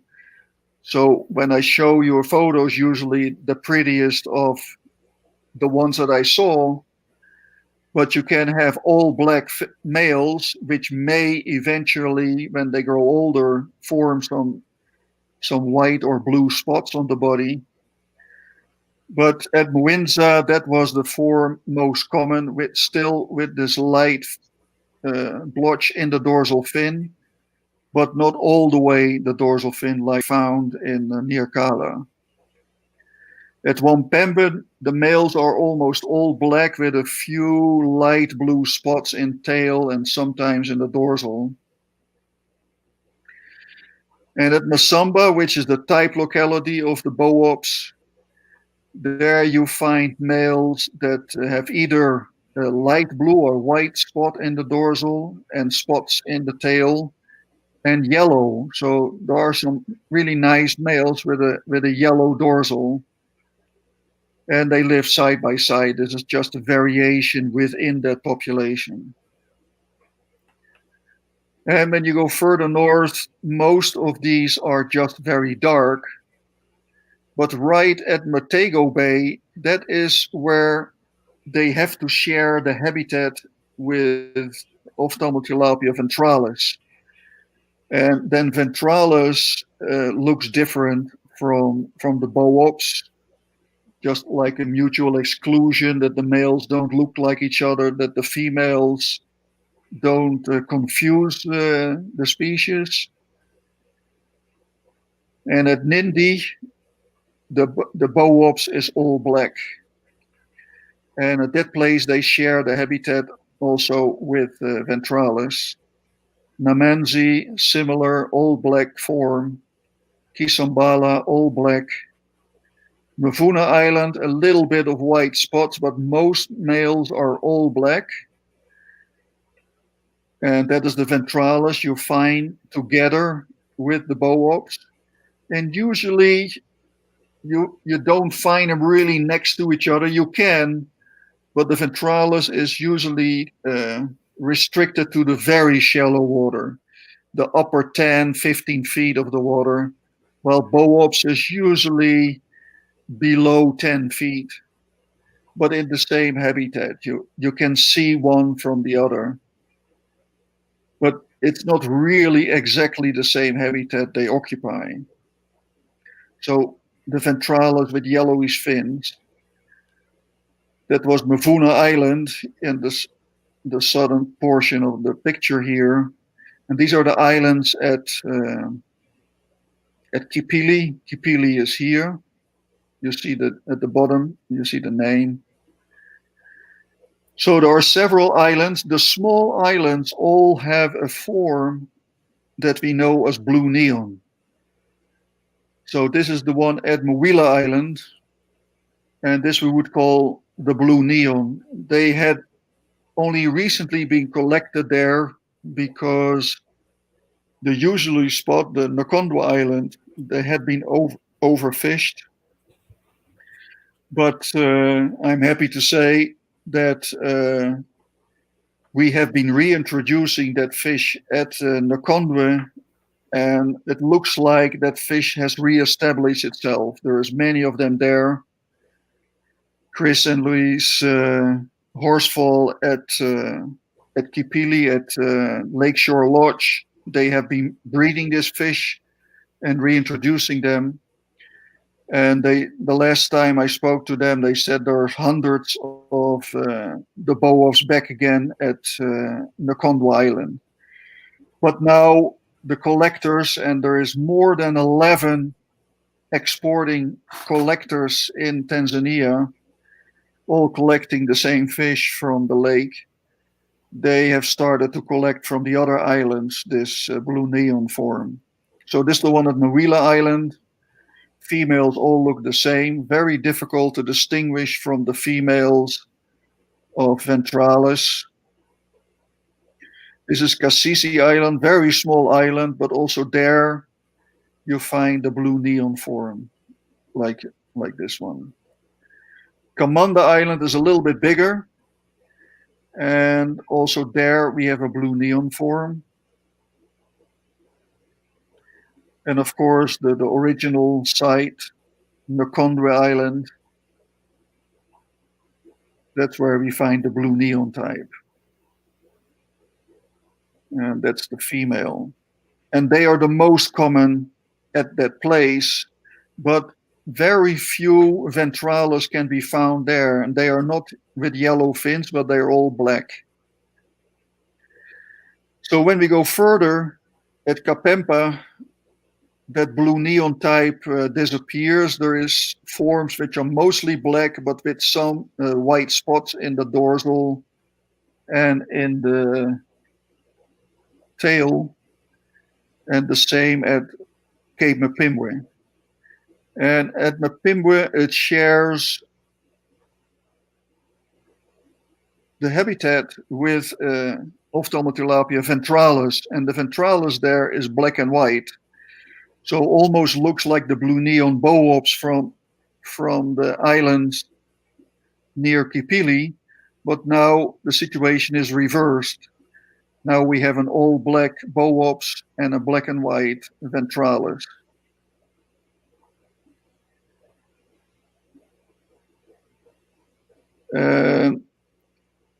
Okay, the boops was described from Masamba. He called it Masambu Boulanger in 1901. And then Paul, he, in the Belgium collection from the 1945 to 47, they collected a lot of species throughout the lake. And there were two collections made of boops, and Paul described those in several publications. And he, in total, there were about 20 specimens from Utinta, from the northernmost section of where they found, and at Matossi. And then Hansen, Snoek, and Verheyen, they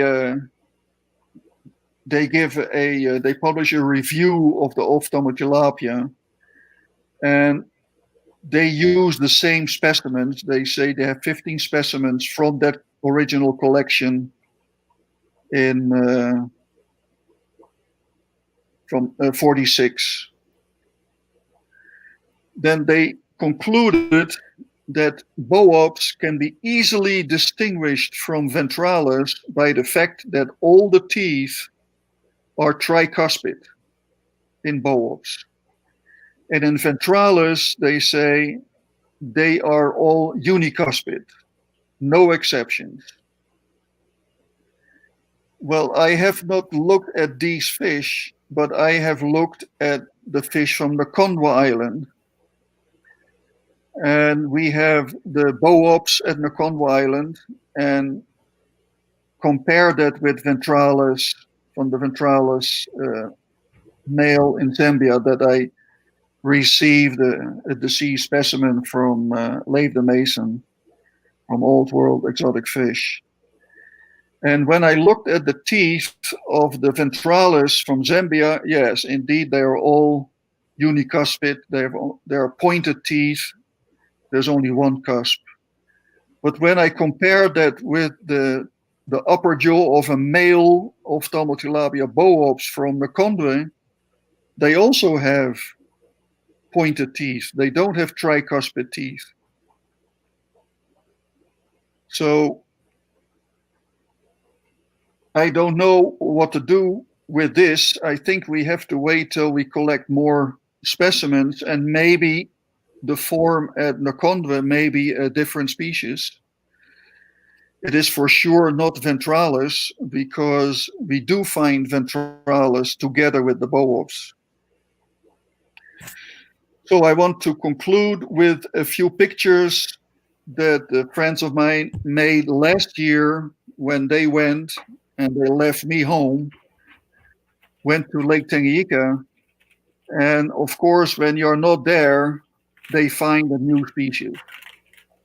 And the species was found by Mattia Matarese and Tautvidas Pangonis at Mahali. at very deep waters, deeper than 150 feet. And that fish we have called bentosplendent. It lives in pairs or solitary. They are not very large, and I think they are closely related to Bifasciatus. And Bifasciatus is, I have never found Bifasciatus at the Mahali Mountains. So it is possible that this bentosplendens replaces the Bifasciatus, or that it is a geographical variant of Bifasciatus. Also, Mattia found a mud-dwelling Neolamprologus near Namanzi, which is about 10 miles south of, 20 miles south of Kipili. And they lived in mud tunnels like, that fish Congwiensis and Cygnadus and Laparogramma do in the south of the lake. And when I compare the pictures and what I can count and see, I think that that form is a Laparogramma, which is common in the Zambian waters on the eastern side of Zambia. You see here a pair of Laparogramma, a male, the larger, and a smaller female. And on the left side, you see the entrance to the tunnel, and you see a juvenile, a fry, at the entrance of the tunnel. So the family lives in that little tunnel, which is maybe 4 or 5 inches deep. So I think that the new form that Mattia found at Namanzi is another Laparogramma. So the distribution of Laparogramma is now extended all the way to Namanzi, and that is the form of Laparogramma.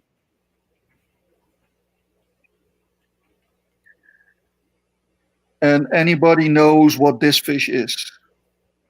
I don't hear anybody, so I'm going to tell you, but it looks very much like a frontosa, but it is not a frontosa. It was photographed by Mattia at Kigoma at night, and he said it's a funny frontosa, but actually it is a Trimetachromis benticola. And now you understand why that species is put in the same tribe as the frontosa, because these are the only 2 species in the Siphotilapiini tribe, because benticola can look very much similar to frontosa. And this is what benticola usually looks like. Brown, very shy fish. I've seen it only once and was not able to take a picture of it. Very shy fish, usually very deep, and always hiding in the dark. And unfortunately, that was it for tonight. I thank you very much for your attention.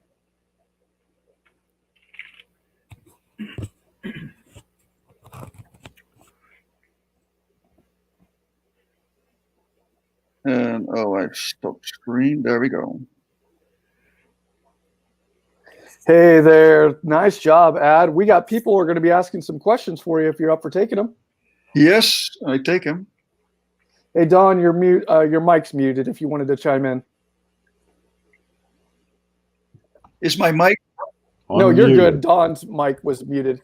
So, yeah. Well, as I'm starting to scroll through the Facebook questions right now. I'll leave it up to our 2 OCA veterans here to ask a couple questions for you as I get some Facebook questions up. Okay. There's one question that came in about the taste of. That was me. I was going to wait for that I one. never ate Bentochroma, sorry. I figured you couldn't ask your own. Sorry, I cannot tell you. Probably very bony. Mm. Let's see here. So have these new rare fish come into the No, hobby they're at all? found in the I park. haven't obviously Mahali seen is all national park, and nobody's allowed to collect. Right. And they do collect there, and they bribe the guards. But this fish is so deep, it will need a week to get them to the surface. So you cannot bribe somebody for a whole week, I guess. So we do have a question here. It says, do Julidochromis transcriptus pair off, or do they harem spawn? Are they harem spawners? No, not really harem spawners. It's the other way around, actually. Some females can have two males. The other way around, but usually it's just a pair. Okay. But most of that work was done by this Ornatis combi, which they call transcriptus, but it is not the true transcriptus from the Congo. But what I have seen in the Congo, they are just together as pairs, like most of these small fish. And if there is more than two fish in the family, then there is more males than females. So like Marlerai and Regenai usually have two males per family. So there's a small male very deep in the nest which the female and the bigger male cannot reach. But that small male will fertilize some of the spawn that the female is depositing in that little cave. So both males are participating in siring the brood, but that I don't think has been found for the true transcriptus.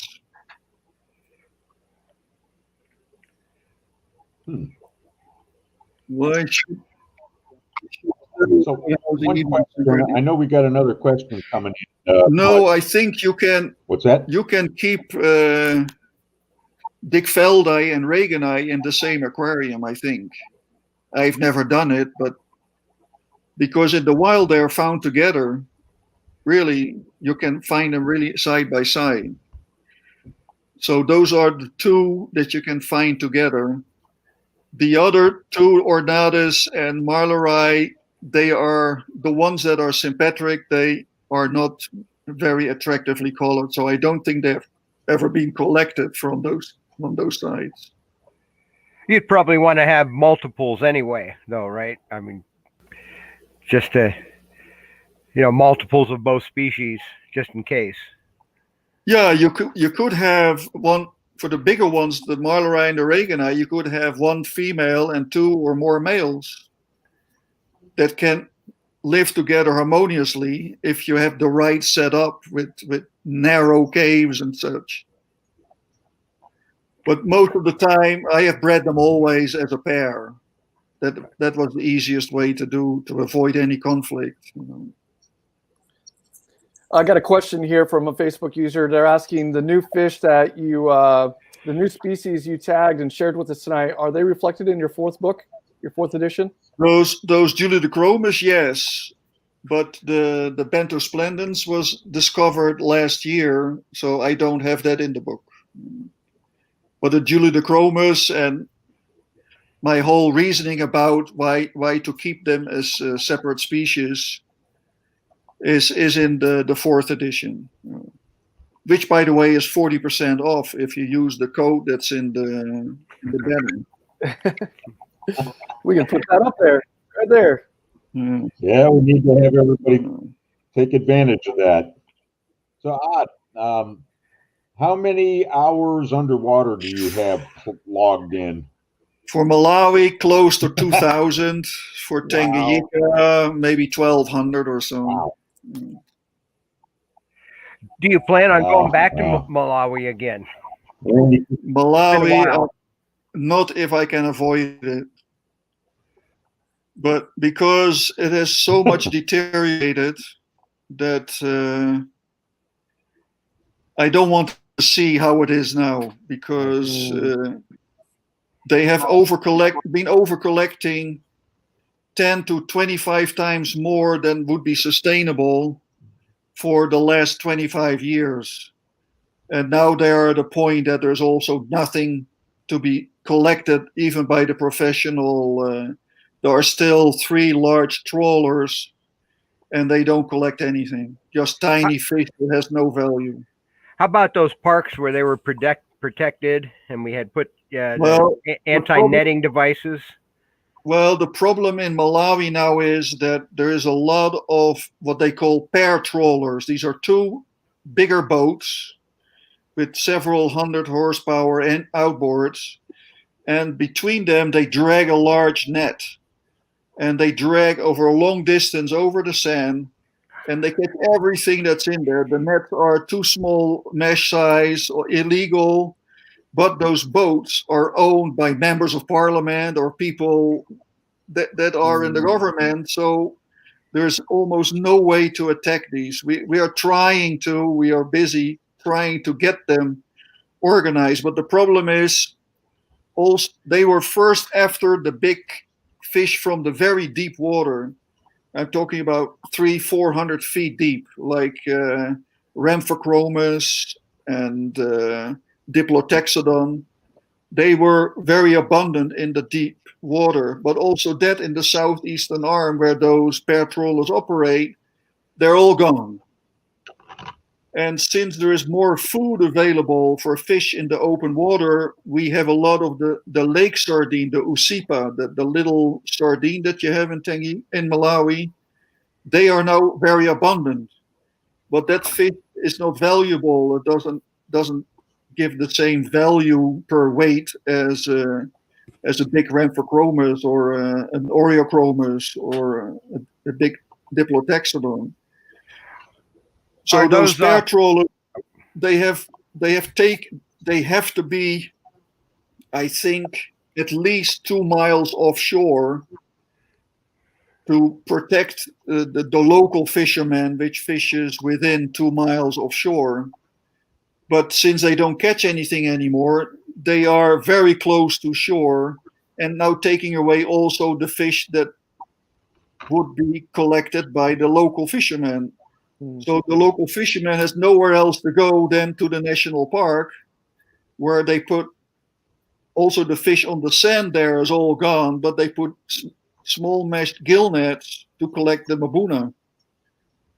So it is just a no-win situation. If you have people just raping whatever this lake can produce and not share with anybody else, then this is it's going to an end in Malawi. So those anti-netting devices just overwhelmed and those are not effective anymore. They got clogged with so many nets that they sank to the ground.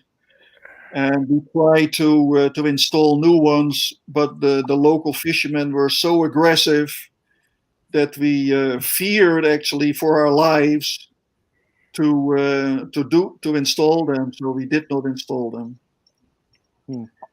And the people who were on the Malaria Island, there was a lodge, and the people who were managing the lodge, they were overseeing the installation of these anti-netting devices. And they left. They say it was too dangerous. They were going to burn the place down and whatever they threatened them with. And also those are fishermen that live on the mainland in the villages. And also the district officer, the chief of the district, he is with the villagers because you cannot deny them the food. So even when you would confiscate their boats and nets and whatever, you would they would get their material the next day back, and they would be released the next day. So all the effort you put in arresting these people and confiscating their equipment had no consequences, because the next day they were back again. One of the questions here, someone asked on Facebook, kind of pertaining to this, is would humanitarian aid to the local fishermen and families there, would that help alleviate the problem? Well, there is an NGO there that is very effective in empowering the local villagers. And they tell the villagers, you own this part of the lake, and you have to make sure that nobody else than your own fishermen can collect fish here. And you also have to have some areas that you set aside as nursery grounds, that nobody collects fish. Nobody collects fish with mosquito nets, because you will collect the tiniest fish out of the lake with mosquito nets. And sometimes they make rounds and they collect like 20,000 pounds of illegal nets, in one day.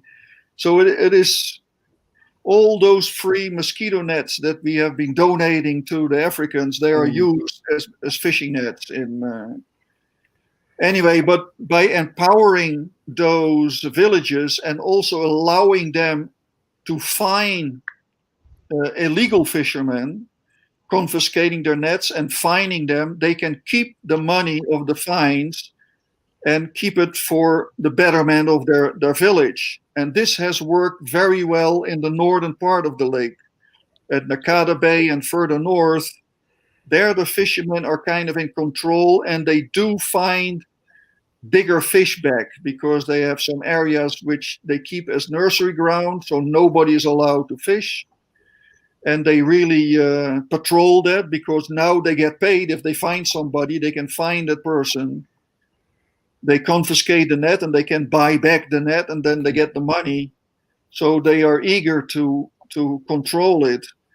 They want to implement this also in the south, but there it's very difficult, because there's a lot of those governmental people operating, and there is almost no way to you can empower the local villagers, but still the governmental people, they go in and fish whatever they can. They don't have to adhere to the law.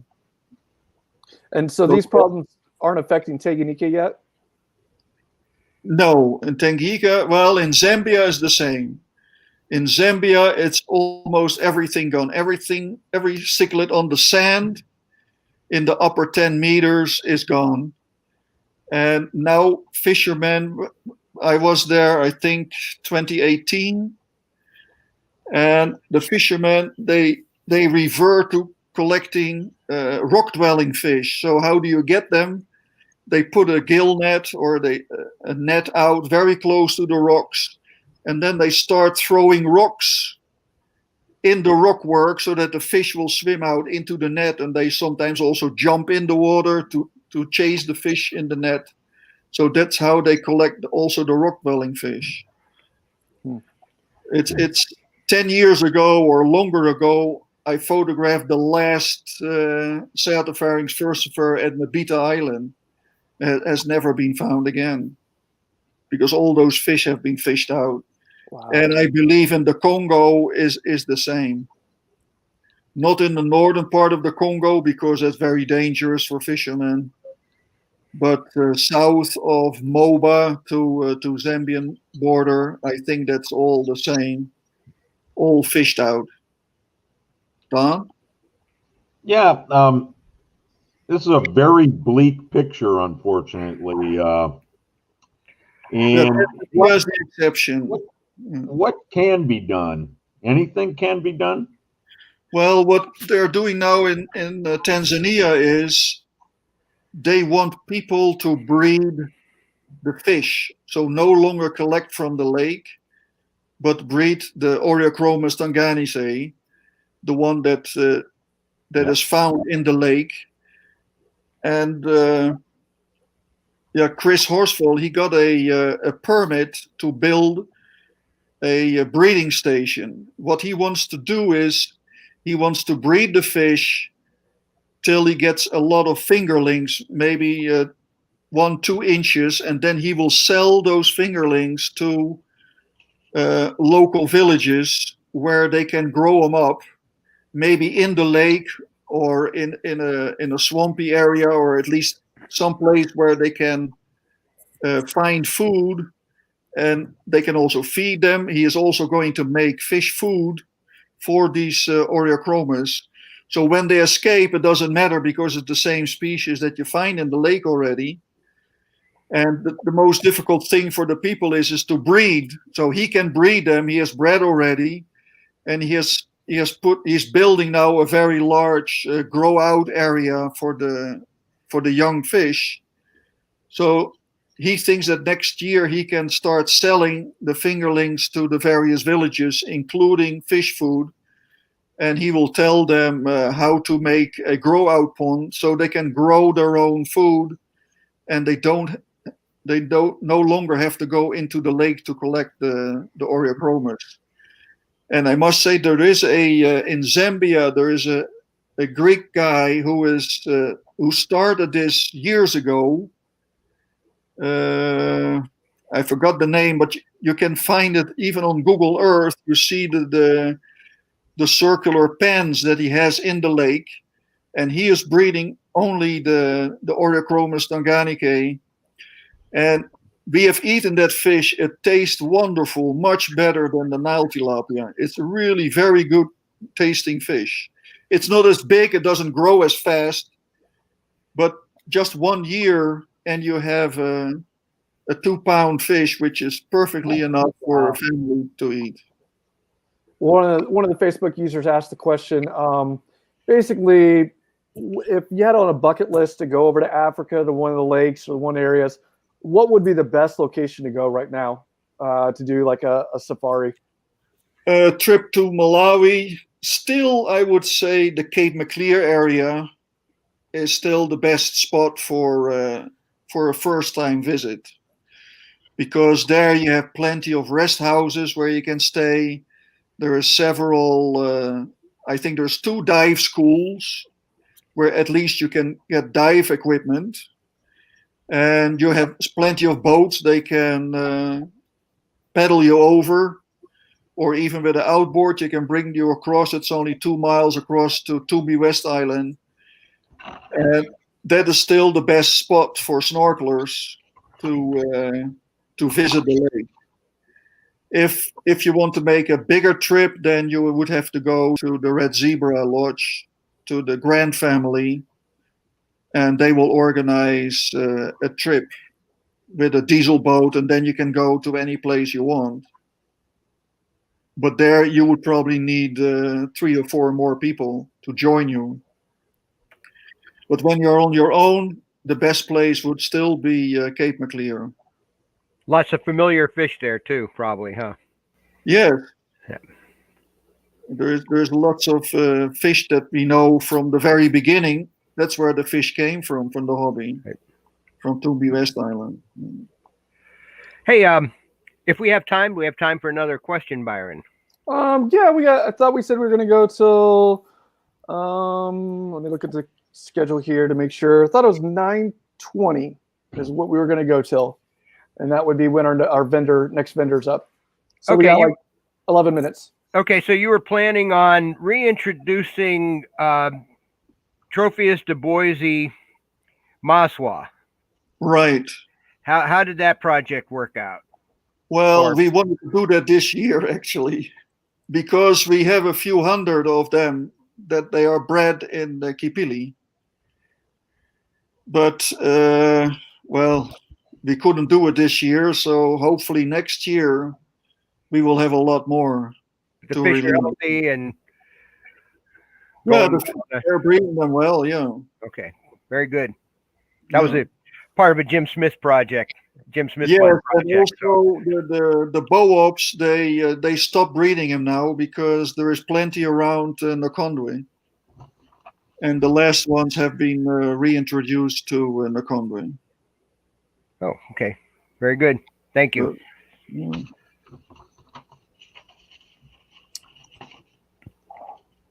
I don't know. I don't really have a whole lot more questions. But, I mean, there was a random question. It's a fun question. If you could keep only one Tanganyikan cichlid, what would it be? For me, it will be Enantiopus melanogenes. I had that fish for a long time in our living room aquarium, and I really like that fish. It doesn't live very long, maybe 3 years, but it's every day. It's full color. It's really nice. Very active too. Yeah. Hey, there was one question I saw, and it was about. I assume it was one of the feather fins, and they're the size of their nest and that type of thing. Their bowers or whatever they're officially called. What size tank is needed for those guys, in your opinion? Which one did you say? Let's say a feather fin. Not Cyathopharynx. Autopharynx, the boops. Furcifers and Foa. Furcifer and Foa, they need a big tank. But I have seen even males which are only 4 inches long already in full breeding coloration. So I think if there is no competition by larger males, they will start early. But you would need it probably would need to be 2 feet deep or so, I would say. Oh wow! And then high also 2 feet for the Cyathopharynx. For the ventralis, I don't think you can keep more than 1 male in an aquarium. They are very aggressive. And the same for Polyops is even more aggressive. So you would end up with 1 male and a bunch of females, or maybe a very young male. But they are not so easy to keep in an aquarium. So maybe a 6-foot tank or so, or larger. I would say 4 feet long. Okay. By 70 2 by gallons. 2. Yeah. Okay. Or a ventralis, Okay. Got a question here from JJ. He wants to know, and I hope I could say the name right. I'm sorry, I'm still not the best at pronouncing some of these names, but the Tentanatus and the Hequii, can they be kept together in an aquarium? Which one again? The Attenuatus. Attenuatus. Attenuatus and the Hequii. Attenuatus, yes, and? The Hequii. I don't think that Hequii has ever been exported. This Hequii Mahalen. There were some that we called Hequii that was in the hobby. Yeah, those two can be kept together. Yeah, they also live together. Okay. What we call Hequii in the hobby, that is what I call Milai Southeast. That can be kept together with Attenuatus. So you're on the other one needs some rocks. So Odd, you're on the editorial staff of Cichlid News, wonderful magazine about cichlids, right? Yes. Well, I do the layout. Yeah. You do a little more than that. From personal experience, but how long have you been doing that? They're a tremendous advertising sponsor, Leif de Mason, and we do reciprocal advertising. He ran an ad for the Extravaganza since the year 2000, so 20 years. Yeah, so you get to work with guys like Wayne Leibel, Dr. Wayne Leibel, and all kinds of people. Yeah, there have been several, yeah. And what's his name? Taylor. Yeah, Jeff Taylor. Jeff Taylor. We had several.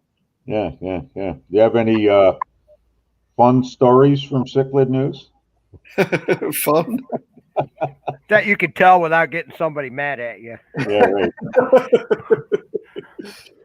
Politically, no, I like to do it. I mean, it's fun to work for me. So, yeah. Who's your favorite author? Pardon? Who's your favorite author? Favorite author? Sorry, I didn't get that. I said, who is your favorite author? My favorite author? Well, that must be Don Danko. Yeah, of course. That's what I was expecting. No, favorite author? No, I don't know. No, We got a unfair question. Yeah. We have a random Facebook question here asking, you have a favorite Central or South American cichlid, or do you strictly study Africans? Well, Central American cichlids I liked. I had for a long time a tank like that. The Mikai, the firemouth, that's my favorite Central American. And maybe Pterops irregularis. I like that fish a lot too. But South America, I've only been twice there. I've not seen a fish that I need to have that. You've been to Nicaragua before, right? Yes. Yeah, also there the Amphilophus in the lakes, Extravaganzas or so. When you see those, there are many with orange blotch, the gold morph, and when you go in November, December, when you go now and you dive in that lake, you see hundreds of pairs and all with a cloud of 1,000 babies around them. That is spectacular. Yeah, you wrote a wonderful article for Buntbarsh Bulletin when I was guest editor last year, I believe. Right. Thank you. Very cool. But to see that was really, and that was still, I've been 6 times there, but the first time was before there was digital cameras.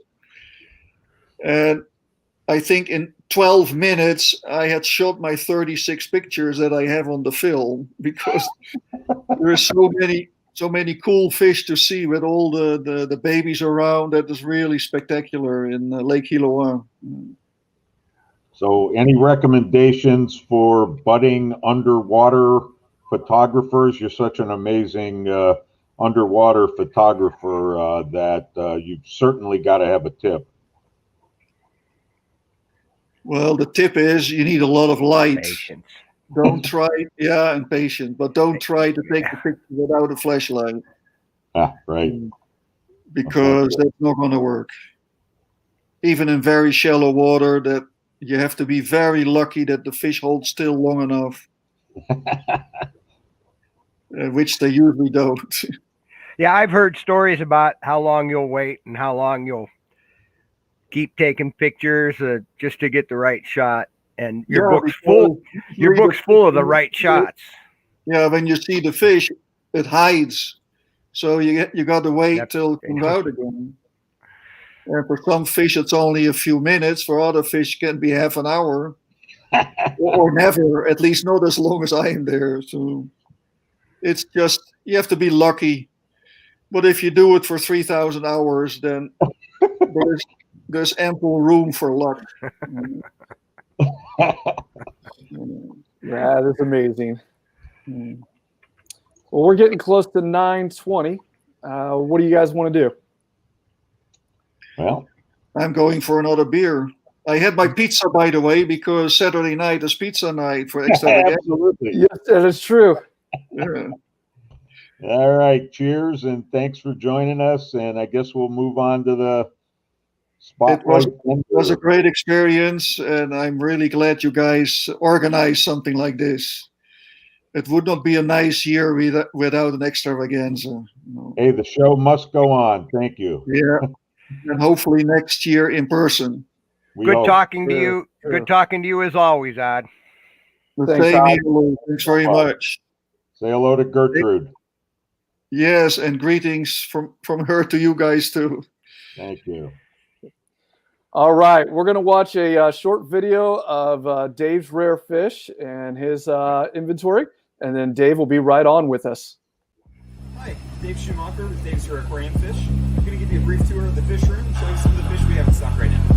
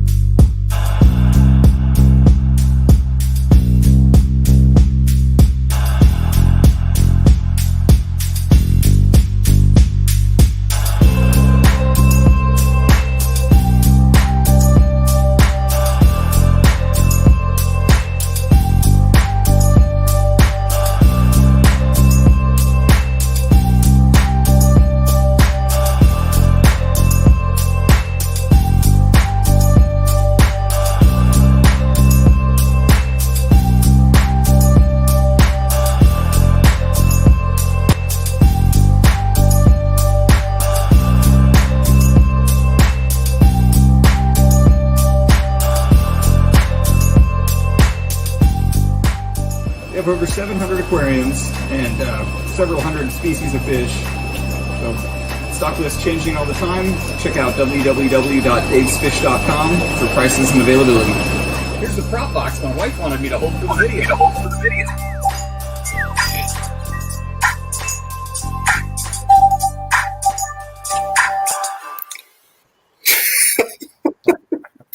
Hey there, Dave. I think my wife had a lot more fun making that than I did. Yeah, I can turn the sound back up on my headset now. That bass was. Sorry, that was my fault on the bass. Oh, okay, good. Off Great the hook, video. Dave. How you doing? Thanks for Dave, having me. why don't you tell us a little bit about your operation, where you're located, specials you're running for the weekend, and everything else? Sure. Well, for the OCA, for anybody attending the convention today, we're doing 10% off of the fish through January 31st. Nothing fancy. I don't have any order online or anything. It's just me answering the phone. So just mention it. That's all you need to do. No code or anything. Yeah, I'm in the San Antonio area, San Antonio, Texas. Right. The company, I work for a company called Armkeys that a lot of you probably remember from the 90s and early 2000s. And I bought it in 2006. For the entire time I worked there, it was interesting because they never really had any interest in the business at that point. At least they were kind of checked out. So yeah, they sold a lot of other stuff too, right? Cars and they had a lot of weird mixes. Yeah. They had used cars and German Steins and collectibles. Oh yeah, I remember the Steins. Yeah, I made an order from Armkey back in 2002. Okay, it might have been you packing it. Yeah, that's hilarious.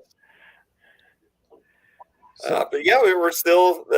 I just moved it a little further south. They were in New Braunfels, and I'm just north of San Antonio.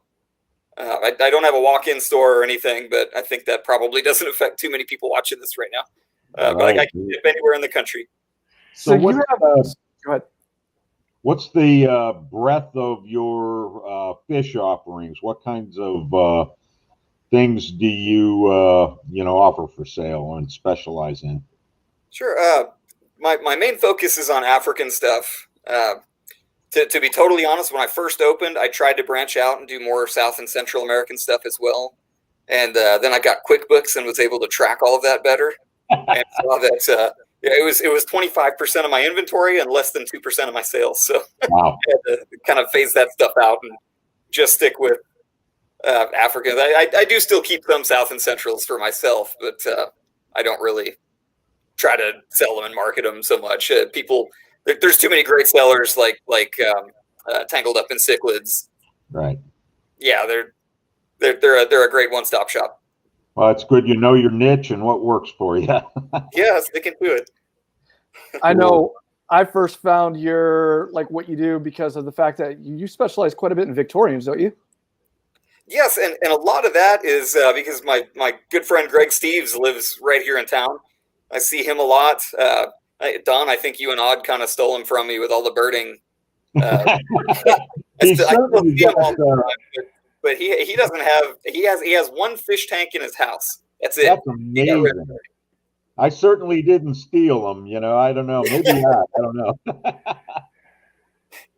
Yeah. So I know some of the guys from Canada are on his. Facebook page about birds like Zenon Skomorowski and who knows whoever else. But, he's a great guy, still knows a lot about fish, thankfully. So yes, he does. Yeah. So you've been so kind as to offer some fish for the OCA's first ever rare fish raffle. You want to tell us about those? Oh, man. I got to remember what I said. Well, there's one. Taniachromis holotania for one. I remember that one. The Taniachromis is kind of like it's a smaller predator from Malawi. I think they only get about 10 inches or so. They're very colorful when they get there, but they definitely make you wait. They take a while to really turn it on. But about 10 inches. So it's moderately sized to where most people If you're watching something like this, you probably have a tank big enough for them. What else? The Chileanochromis in Dobnhoy. That one, they originally thought was going to be a separate species from Brichardi. Now I think they're lumping it with Brichardi. But they just keep that Brichardi juvenile pattern where they have the spots on the flank. Spotted. Yeah. Good. Yeah. Remember what else did I do? The hemichromis. I have a question about those. Yeah. Now, normally, hemichromis come from pretty soft water, right? But I looked up Lake Turkana, and that's like a rift lake. That's got salt and it's pretty hard water. It looks like. Yes, it is. That fish, it's been known to science for a long time, but I don't think it's been in the hobby until very recently.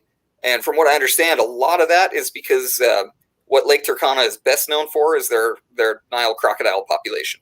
Yeah, probably not a great spot to jump in and catch some new fish. So it's an absolutely gorgeous fish. They stay quite a bit smaller than the regular Guttatus that we see in the hobby, and much brighter. And I heard they're colony brooders. They they'll stay in a colony and you'll have multiple generations. I've never tried them that way. The pairs that I have, I mean, they breed like jackrabbits. Huh. Typical jewel in that manner. So have you been to any of the lakes? I haven't. I wish I had, but yeah, maybe one day. Yep. It's pretty labor intensive here, and I don't have any employees. It's just me. Wow. It's tough to get out. How many tanks?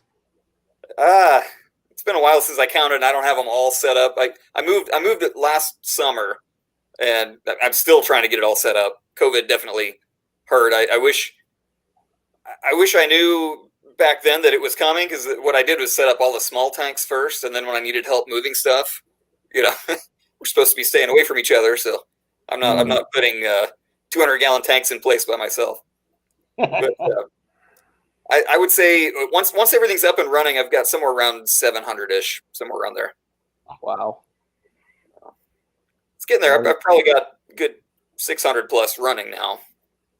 So how many times a week do you ship? Lately, I've been trying to do it all Monday, Wednesday, Friday for delivery the following day. And the main reason for that is with the pandemic, for whatever reason, they're having a hard time with Friday deliveries. Anything that doesn't show up on Friday, in the past, they would take it on Saturday. But now if it doesn't show up on Friday, it doesn't get to you till Monday. And I've had it happen several times, unfortunately. Luckily, we didn't lose many fish. In many cases, we didn't lose any. But now that it's getting cold, that's really pushing our luck.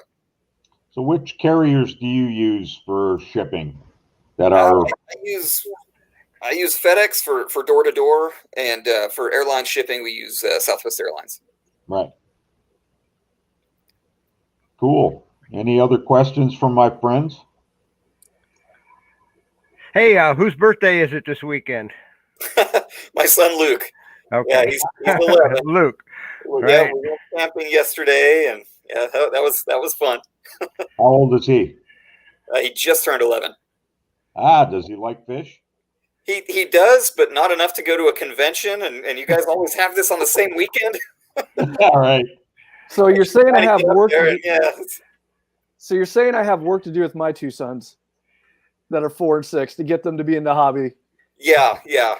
Well, particularly if it falls on OCA weekend, if their birthdays. Yeah. Yeah, that's a shame, because I was hoping by the time he was this age, you'd be coming up for the extravaganzas. Yeah.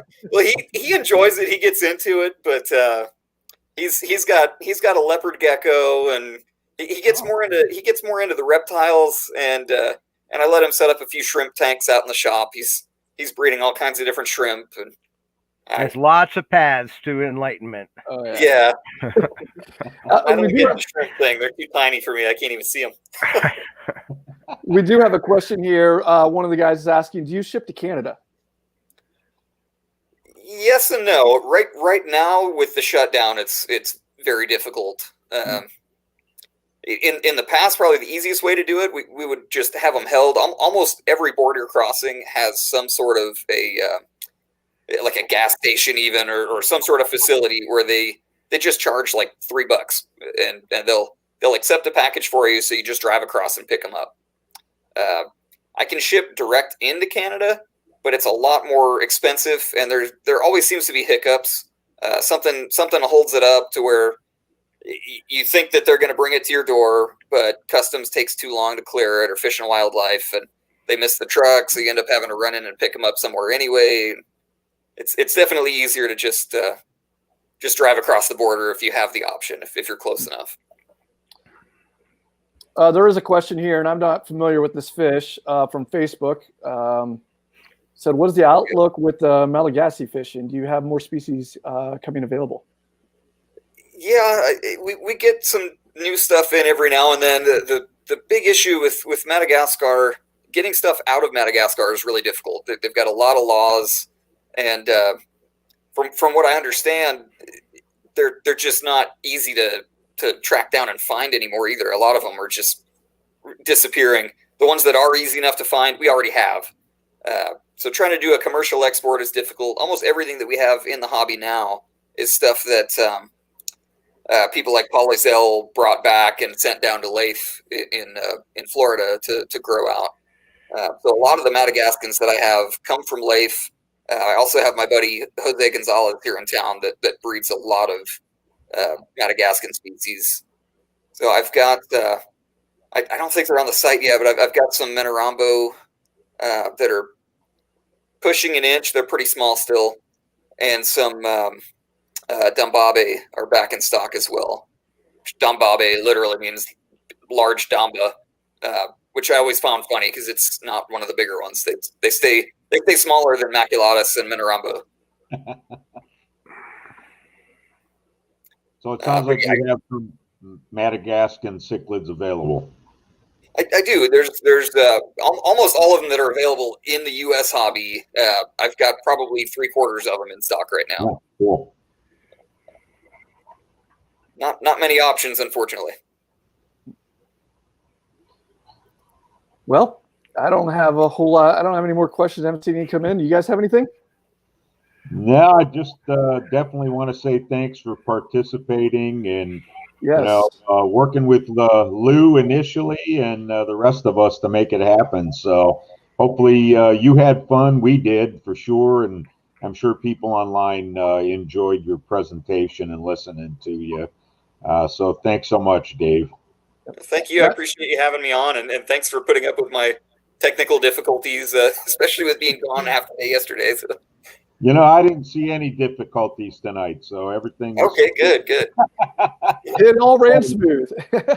So we've got your banner in the bottom right corner, and you're running a 10% special, and take advantage, folks. Yep. Great cichlid offerings, and don't miss the ones in the rare fish raffle. Yes, thanks so much, Dave. I've ordered from you many times, and I highly recommend you. So thanks for being on here and contributing to the rare fish raffle and all that stuff. It's awesome. Glad to have you here. Thank you. I appreciate you having me. And that Protomellus ornatus is just loving that, having that 55-gallon to himself. Yeah. He's always out front. He's waiting for the females. He needs to get just a little bit bigger. Is he even trying to color up yet, or still too young? Yeah, there's little speckles throughout. I've seen adults. Yeah, I've seen adults and seen how absolutely gorgeous those are. So yeah, they're worth the wait. Real fish. All right, thanks a lot, Dave. Thank you, I appreciate it. All right. Bye-bye. All right, we have Amazonas up next? Swiss Tropicals / Amazonas. Yeah, so that would be our good friend Stefan Tanner. All right. Waiting in the wings there. There he is. So what's happening, Stefan, in Rochester, Minnesota? Oh, we're not hearing you, Stefan. Yeah, you got on mute, maybe. No, he's unmuted.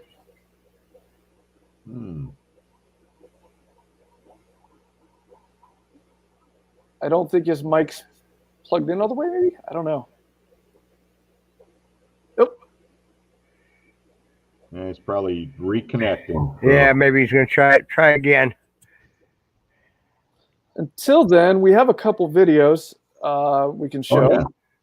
You can see what those look like.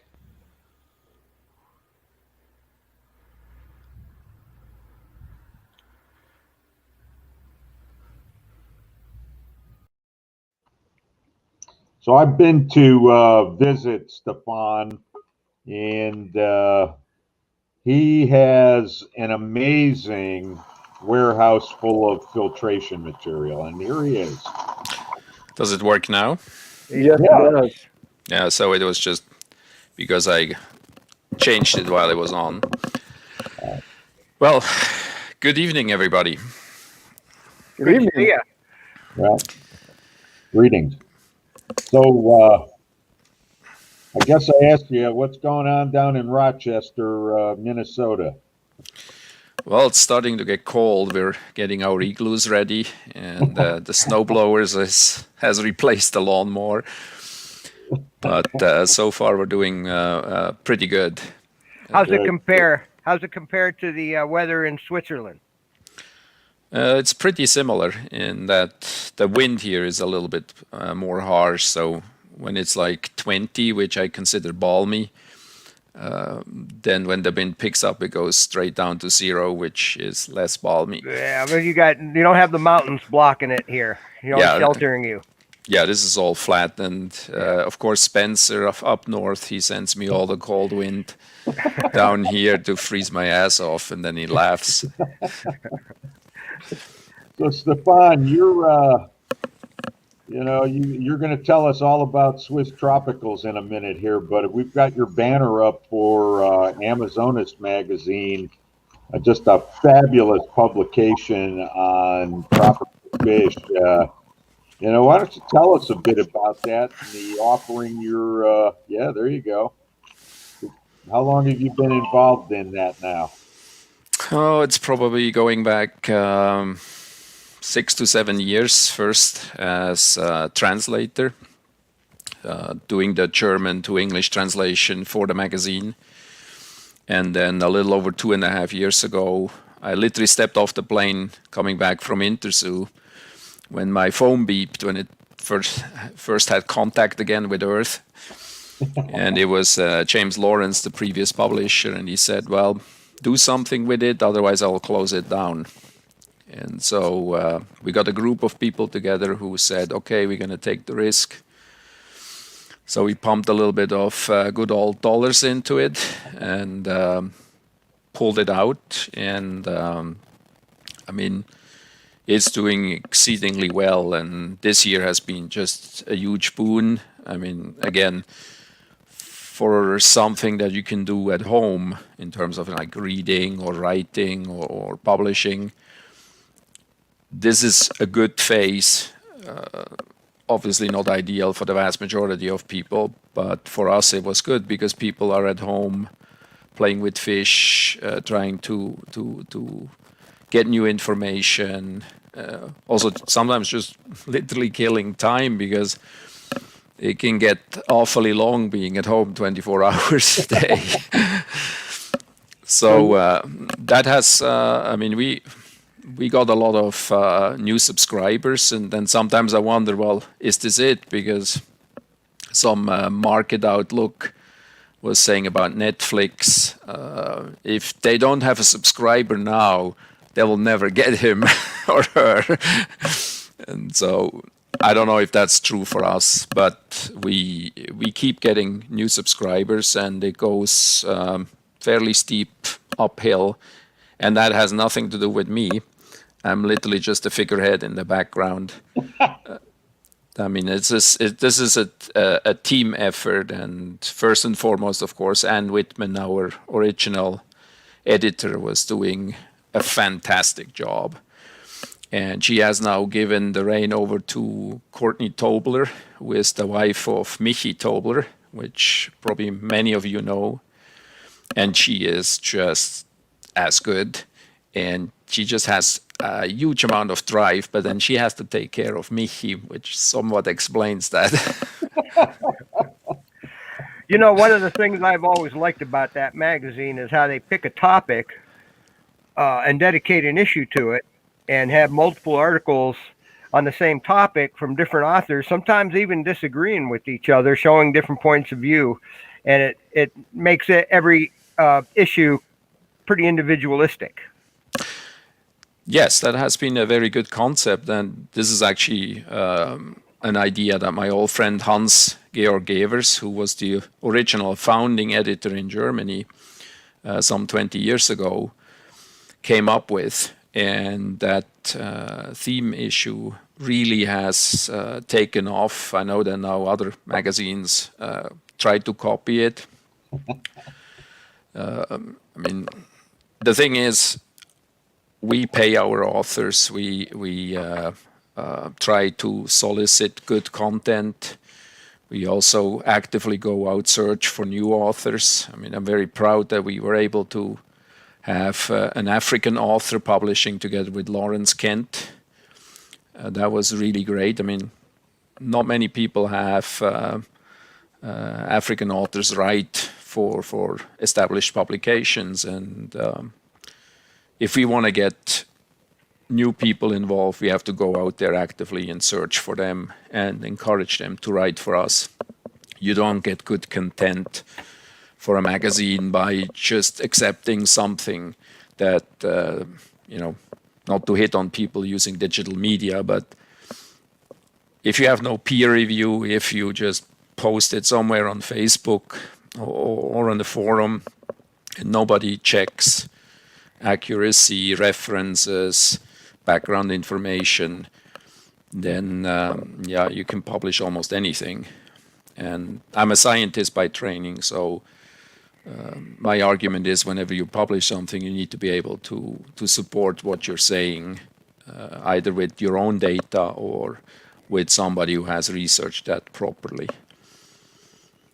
Well, it's an exciting publication, and for sure, and you're making it available to people who don't have or don't currently subscribe. Why don't you tell us about that?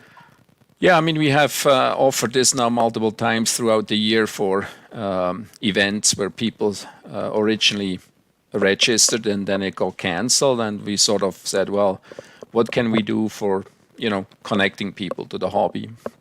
And so we offer for anybody who doesn't have a subscription, a free digital subscription for a year. That gives you literally access to the whole back issue archive.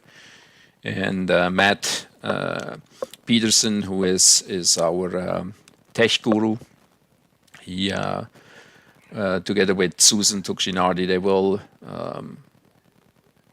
upload literally everybody that's on your registered attendee list, and then cross-reference with the subscriber database, and then make that freely available, and then we'll send everybody an email. I mean, you don't need to read it if you don't want to,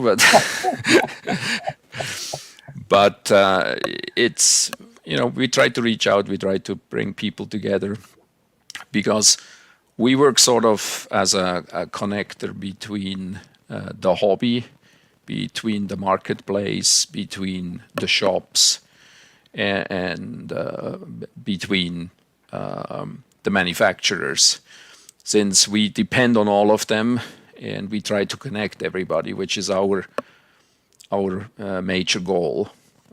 And so you do a fantastic job at the back of the magazine, with upcoming events. We always try to list OCA activities there.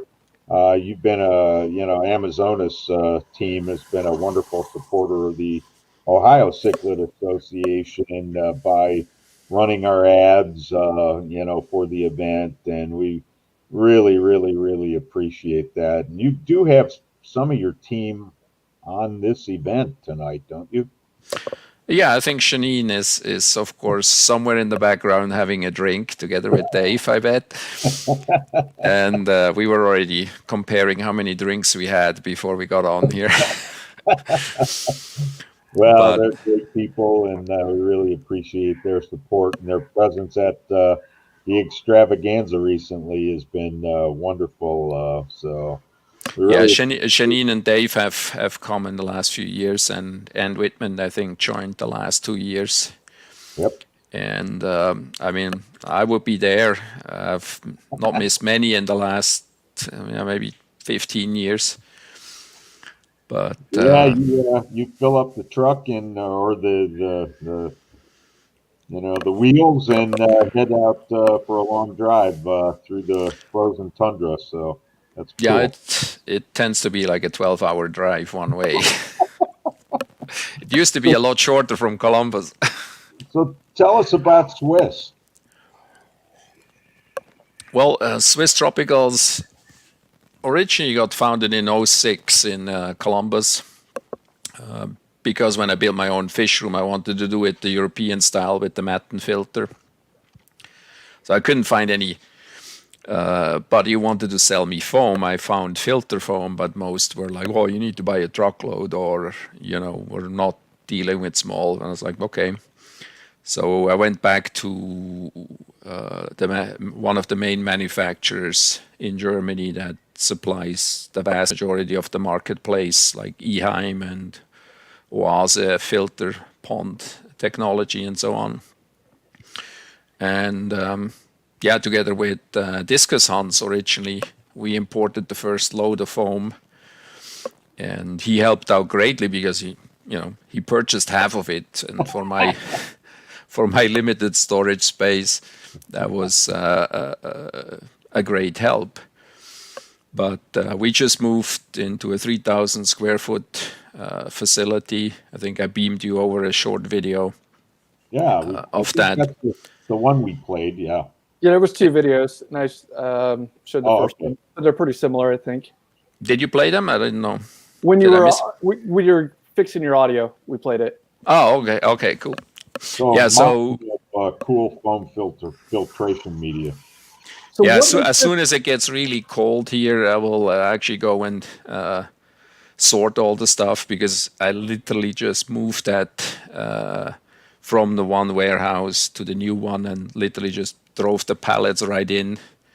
But there is about 3 shipping containers full of foam, 40-foot shipping containers full of foam in there.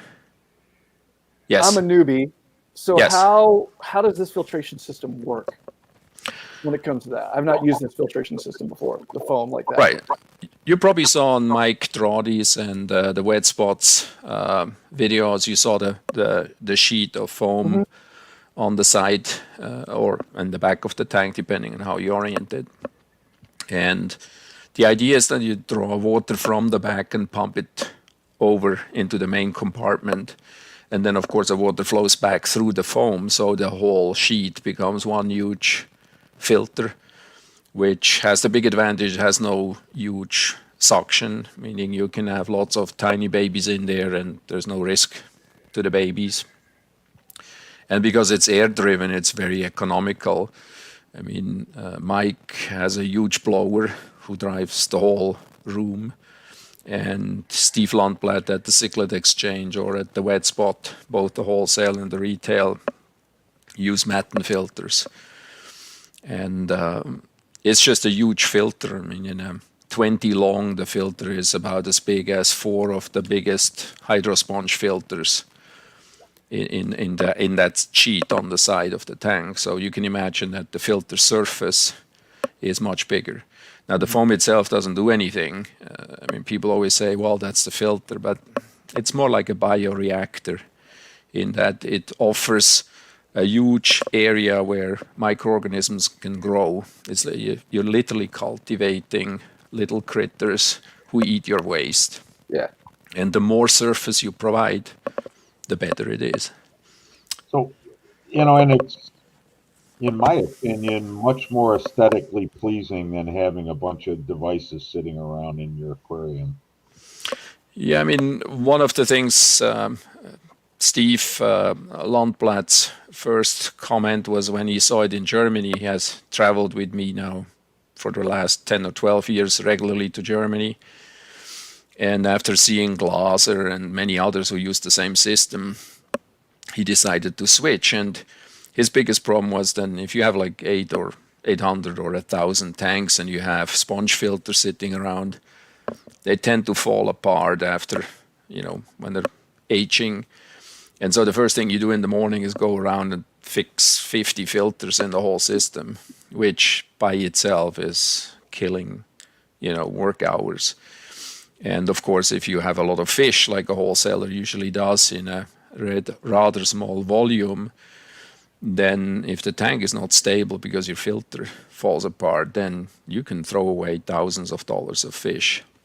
Aside of course, you're killing animals, which by in itself is not something that should happen to begin with. Mm-hmm. So the tanks are much more stable, and that, of course, when fish come in after long trips from the wild, or also from, say, facilities in Singapore or Indonesia, then putting them in top-notch water quality is really the first step of rescuing them. And it's also a much better solution for a wholesaler because each tank is independent. I know there's one big, huge wholesaler in Germany that uses a central system, but the one thing one need to add is they spend $200,000 on UV filtration, and they have huge tower filters at the end of each rack, but they're going through 6,000 or 8,000 euros in UV bulbs every year. I mean, every year. That's not a cheap solution. So, I still believe if you want to do proper quarantine, in my opinion, a tank should be by itself and not hooked up to another tank, because you never know what happens if you throw stuff together. I mean, we all know, we all have done that we put fish together and thought that would work out. And even if they don't kill each other, then it can sometimes happen that one carries a bug the other has never seen, and boom, you have a disease going around that wipes them out. So you were so kind to donate some of this amazing filtration material for our rare fish and products raffle. Why don't you tell us a little bit about that? Yeah, I put in a Matten filter for a 75-gallon tank. So it's the foam sheet that goes at the end of the tank plus the 2 lift tubes that go with it. And people, or whoever won that, I don't know exactly, I think you raffled off 2 yesterday, if I'm not mistaken. Whoever won that needs to tell me where to ship it and what sort of porosity and color, etc. I think those were the ones we gave away yesterday were some of the small filters from prior years at the Extravaganza. Oh, okay. So the cube filters that you yeah. So we've made these 3 awesome lots of filtration material available in the raffle, which will get pulled tomorrow sometime, and you can buy tickets. This is a message for everybody online. You can go on and buy raffle tickets on our website for the items you want to compete with Byron on and other people, and try to be the one selected so that you get either those lots of filters or rare fish and shipped direct to your door. Yes, I'll ship that straight. So the other thing is a corner filter, which is essentially the same idea but bent into the corner. Right. So if we talk about our website, it's ohiocichlid.com. Easy to remember. Right. ohiocichlid.com. Hey, Byron, maybe we could switch the banner to the Swiss banner with the with the promo codes or whatever, so that everybody can have a look at that. Yeah, I'm trying to remember. Actually, I just have the logo right now. I didn't see one. Yeah, I made one up for Stefan, so we'll have to run that tomorrow then. Yeah, we'll no worries. Why Why don't you tell us about your offering online? Yeah, I Stefan? can just tell. It's like, so if anybody orders anything in the next week, we'll get some freebies, and that will a little bit depend on how big the box is and whatever fits. And for people going $150 or in that area, I will throw in a T-shirt. So it would be good if you tell me which size you have. Now I have mostly X large and bigger, considering my experience at OCA says bigger is better. So one thing in the show program, folks, online, those banners, I believe are printed out or not printed, but placed in there for you to have access to. So check out the program for the event, and you can see the Swiss Tropicals and Amazonas banners there as well. Very cool. It's good to have someone from Switzerland on with us. I'm 100% Swiss on both sides of the family. Oh, sweet. Yeah, I thought. I mean, your name is pretty... Von Guten. Von Gunten is absolutely Swiss. From the town of Gunten. Yep. Yeah, that definitely is true. By the way, yesterday there were a few questions of people that were asking about the porosity that... both Wet Spot and Mike is using. Mike is using 20 pores per inch on those 40 breeders, and Wet Spot is using mostly 30, but I know from big discussions with Steve over the last year or so, he's step-by-step when the foam eventually wears out after 5 to 10 years, he will replace it also with 20 to get longer lifespan. So that may answer some questions that I saw popping up in the live stream. So can you talk about the advantages of small pore size or many pores per inch versus fewer? Yeah, I mean, it's kind of an odd thing. So the 10 means 10 pores per linear inch. So you would assume it's 2.5 centimeters, so it's 2.5 millimeter hole. Now that's sort of an arbitrary assessment, and since each foam block, when they foam, it comes out slightly different. It gets essentially graded. It's kind of like grading beef into choice and select and prime cuts, and so there is a certain amount of variation because it's not 100% reproducible. I mean, they do a very good job being consistent, but there is a certain variation. Now, the finer the holes, the bigger the surface, simply when you calculate it out. The problem with that is the finer the hole, the faster it will clog. So, for example, the 45, which is pretty fine by itself, I don't sell thicker than 2 inch because it becomes almost useless because almost everything sticks to the front and then doesn't get processed because you really want it to go into the holes so it can be eaten by the microorganism and processed, so it doesn't just accumulate and then clog the foam. Then it also depends how much flow rate you put on. I mean, if you have a very fast flowing filter, you want bigger pores, and then you also need to calculate how much square inch inflow surface you have. So say in a 20 long, the face of the filter is roughly 12 by 12. So it's roughly 140 square inches of inflow surface. So there you can, a jet lifter pumps 200 gallons per hour if you put it onto a good air pump, 250 if you use the new Mark II injectors. And so you can, have a fairly well-running filter on that. But then that also means you want to go to a slightly coarser pore. And of course, if you do sumps with big pumps, 6,000, 8,000 gallons, then you want really coarse foam.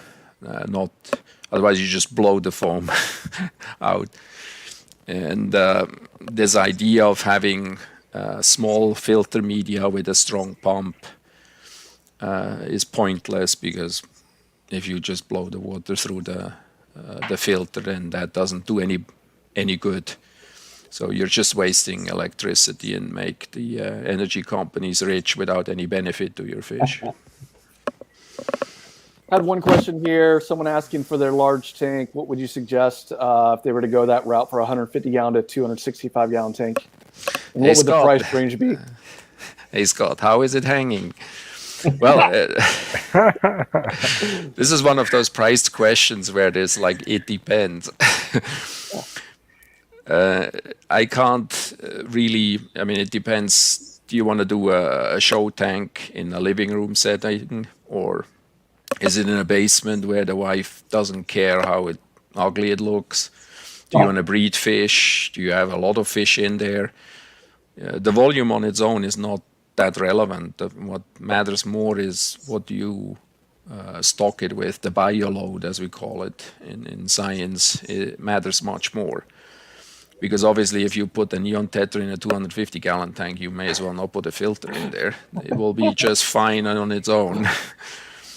But if you put, a 20-inch tilapia in a tank, a 10-gallon tank, yeah, your filter is going to have to work hard.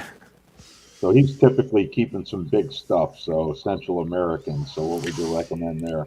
I would probably go with a large Matten filter, 4-inch, with the super lifter tubes.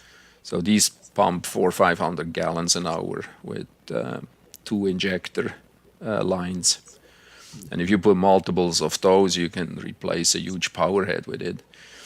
And then imagine you have a 2 by 2 foot foam sheet in there, 4 inches thick.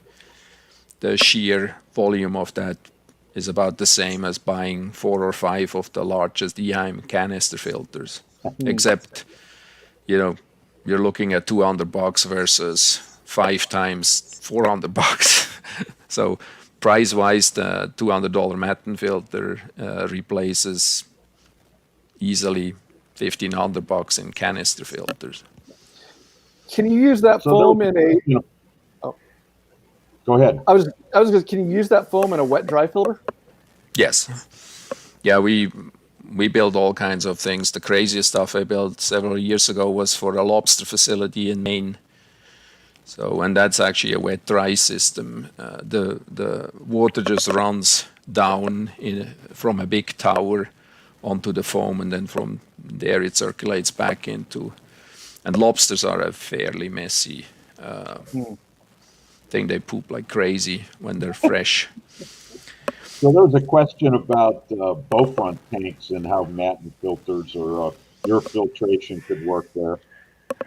The corner filters would be the easiest solution because you can pack them in the back corner. So you don't need the front half. And the corner filter is nothing but a Matten filter bent 90 degrees. So you glue in 2 glass strips, and if you actually go from the links, I think they're on your website.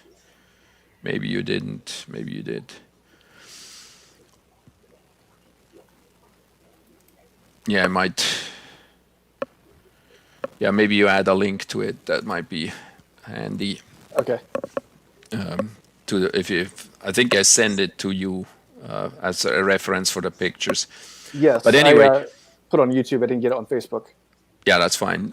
Indeed, if you go Swiss Tropicals corner filters, you find that with a Google search pretty easy. And it's literally, instead of having it squeezed at the end of the tank between the front and the back of the glass pane, you have it bent into the back corner, meaning it leaves the front of the tank open. And you can, of course, put 2 corner filters. If you have a very big tank, this is what we have done multiple times. You put one in each corner, which is more even. You also have the benefit you can clean one sheet and leave the other intact, which keeps the tanks more stable. And you can hide all kinds of stuff behind it. You can, put the heaters back there, which in cases of some large cichlids and catfish are handy because they don't beat the heater up, or in the case of catfish, they sometimes get burned because they try to hide behind it. And then the same that happens with frogs in a cooking pot. If the heater goes on while the fish is hiding behind, they don't realize they get burned before it's too late. Yeah, I noticed the picture that you have with the. It's the very first item in the on our raffle. It's there's like framework along the glass that holds. Yeah, it's essentially just 2 strips of glass that you glue in perpendicular to the glass pane. And then when you bend the foam, the foam is so robust, it will push against those and stay put. It won't go anywhere. So I don't even bother putting any sandbar or anything. I just push it to the ground and then move the substrate against it. And if I have to clean it, which happens once or twice a year max, I mean, that's how often you need to clean those, at the most twice a year. Then you just pull it out, and then when you reinstall it, you push the substrate out of the corner. But because you use, for the most part, an airlift tube, even if there's a little bit of sand or gravel behind the sheet, it doesn't matter. It's not, I mean, if you use a pump, which obviously you can do too, I always recommend put that on a block of foam 4 or 5 inches off the ground, so it doesn't sit at the very bottom, so it doesn't suck in substrate, because that's the most effective way of ruining your pump. If it sucks in sand, it grinds the rotor in no time. So, Stefan, we've got a question from Robert Longfellow, who's asking how are these filters better than an old standby in the hobby, under gravel filters? I have an opinion or two, but that's not important. What do you say there? Well, the working principle is not that different. You're pulling water through a large surface area, and gravel per se is a perfectly good filter media. It does the exact same thing as the foam. Now, obviously, the surface area of gravel is a lot less than the surface area of foam because it's not reticulated. So that's, I mean, for the same volume, you get a lot more filter surface.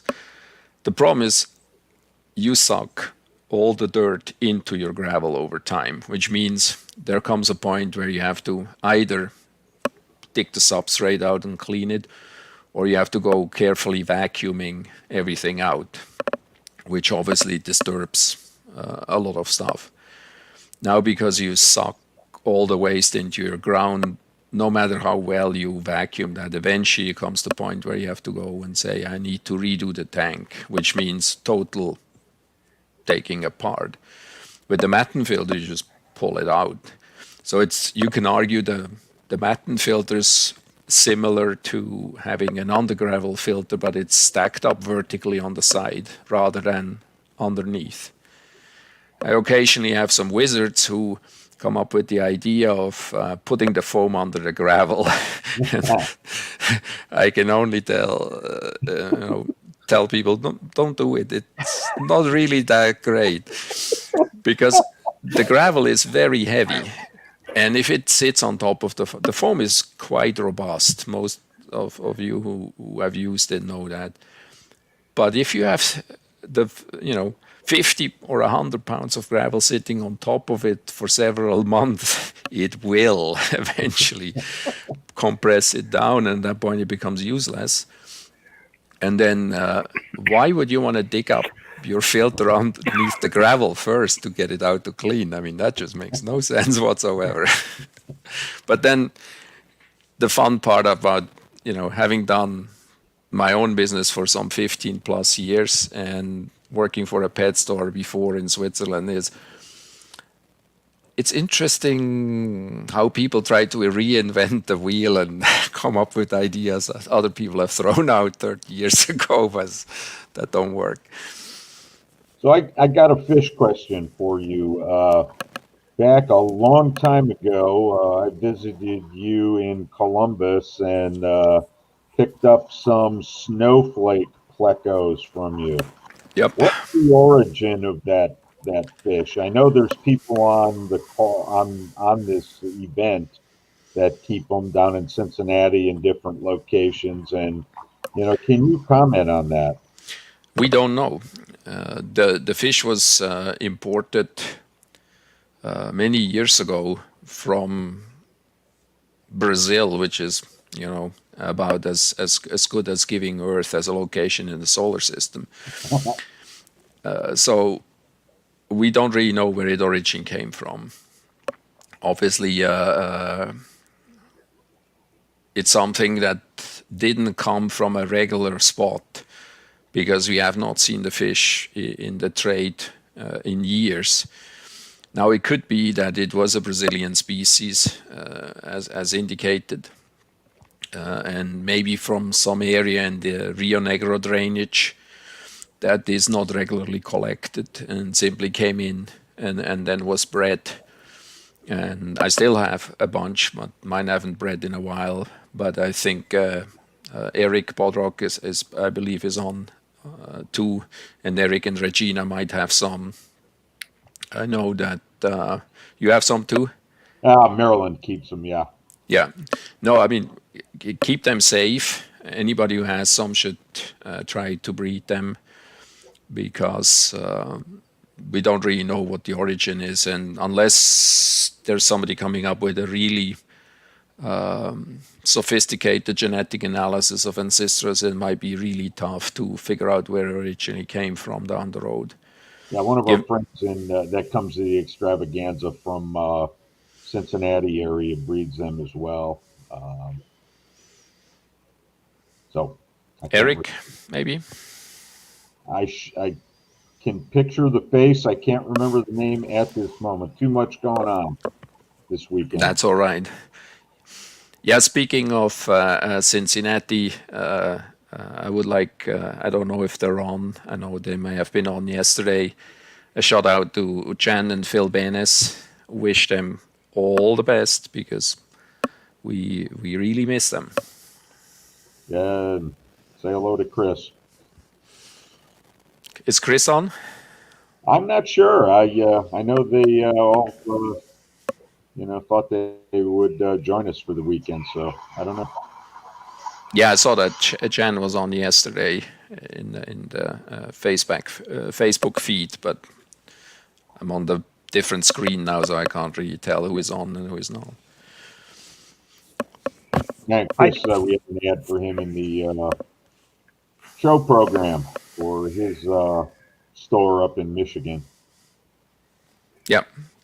Yeah, I'm just seeing in the comments that the person you were trying to remember is Jerry Regal.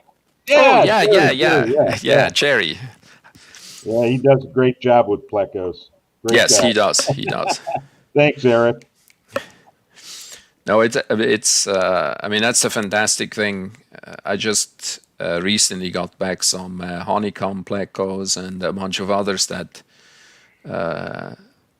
I originally brought over from Europe, like the snowflakes, bred and distributed, and then in the move up here from Columbus, they got lost. And thanks to Eric Bodrock and Marcel Wüttrich in Madison and a few others, I was able to get some fish back that I used to breed regularly 15 years ago. So, I mean, it's really cool when one thinks that something that traveled in a suitcase from Europe to here is still around 15, 20 years later. That's absolutely cool. That's awesome. So, anything more you want to tell us about Swiss or Amazonas? No, I mean, if you're interested in Amazonas, go buy a subscription, because we're going to raise the price January 4th. And I mean, we already trolled our retail shops. We increased the cover price. We won't charge the shops more. So it will actually be a benefit for the shops, because their margin will increase by $2. Obviously, that's not going to make a huge difference at the end, but it's we decided to keep the wholesale price for brick and mortar stores at the same as it was, but raise the cover price and the subscription prices, which makes them more competitive. So we tried to support that. And while talking about jobs, sort of like what Mike and Jen said before, Swiss Tropicals has a 3-tier pricing system. One is retail, one is volume discounts for breeders who want to buy bigger loads, and then we have a wholesale price list, which is solely reserved for brick and mortar, no online or anything, just people who actually have a store front, and they get the best discounts because I know they have the highest overhead of all. And you sell some foods too, right? Yeah, I've kind of been talked into by my friends at Omega and Sarah and others to carry some of their products. When I started, I was like swearing to myself and said, yeah, we'll never sell fish foods, which was my original stance. But then people kept asking, well, can you carry this and carry that? And so yes, it's more a side thing. It's not my main gig. So there's a question about, thanks for that, sorry. There's a question if you still have a fish room, and I know you do, so. I do, and it's probably between having a 6-year-old and running a business that has grown to a size where it sometimes becomes scary to get up in the morning and thinking about how do I pack all that in one day. But yeah, it has suffered a little bit. There's 60-some tanks running. Oddly enough, being a catfish guy, the only thing that breeds for me right now are buffalo heads. So I have bucket loads of Casuario's buffalo head babies swimming around. But yes, I do have fish. Before you go, people were wondering, and I think you said it's posted, but just we could say it out loud. What's the discount for ordering from Swiss Tropical right now? So I'd simply throw in some free stuff. Okay, that's what that makes sense. There's some people asking, and that's good to know. Yeah, I mean it's easiest because with filters the biggest problem is it gets big very quick in terms of volume, and then the shipping goes way up. Once you get past 1 cubic foot, the shipping is quite expensive. It weighs nothing, but shipping companies don't charge you per weight; they charge you dimensional weight, meaning medium-sized boxes gets charged 12 pounds in the actual shipping, and so always look what I can fit in terms of. But the free T-shirt for orders $100 to $150 and above is included because that I can fit anywhere easily. So, and I've gone. I mean, anybody who sees me unload at OCA when I show up with my CRV and trailer knows I get a lot of stuff in a small space.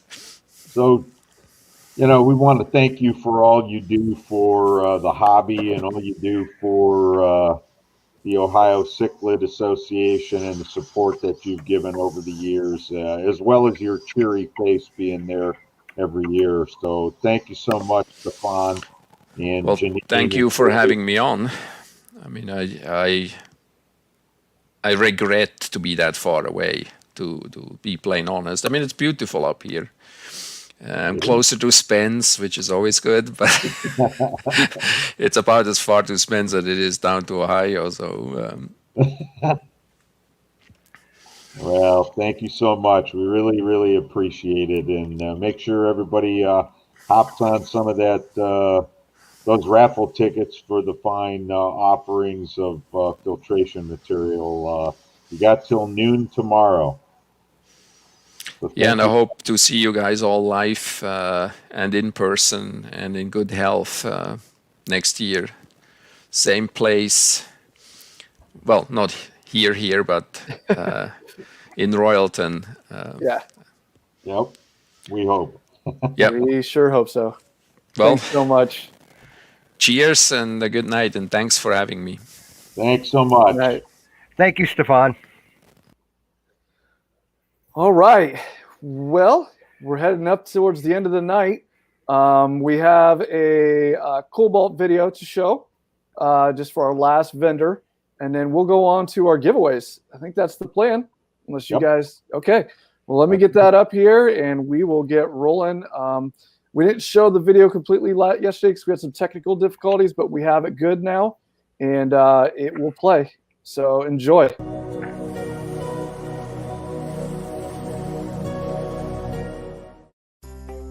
Through today's most advanced research and innovation, Cobalt Aquatics has revolutionized aquarium flake foods. Cobalt was the first company to incorporate probiotic bacteria in fish food, greatly improving overall fish health and digestion. The probiotic bacteria strains of Bacillus subtilis and Bacillus licheniformis, in a minimum concentration of 1 million colony-forming units per gram, have been incorporated into every flake. The scientific advancement of probiotics greatly increases gut activity in aquarium inhabitants, leading to less waste and cleaner aquariums. In addition, each formula also includes our signature Cobalt Blue Flake. Blue Flakes are packed with immunostimulants and a triple dose of key vitamins and minerals, which help fish fight off disease and stay in peak health. Cobalt has taken this even further with our Ultra Flake Food line, the first flake foods ever to feature both prebiotics and probiotics. With 15 varieties to choose from, Cobalt Aquatics Premium Flake Foods are the pinnacle of nutrition for your aquarium. Cobalt Aquatics Ultra Pellets are the next evolution in fish nutrition. Ultra Pellets are the first fish food to offer both prebiotics and probiotics in a limited ingredient, all-natural pellet.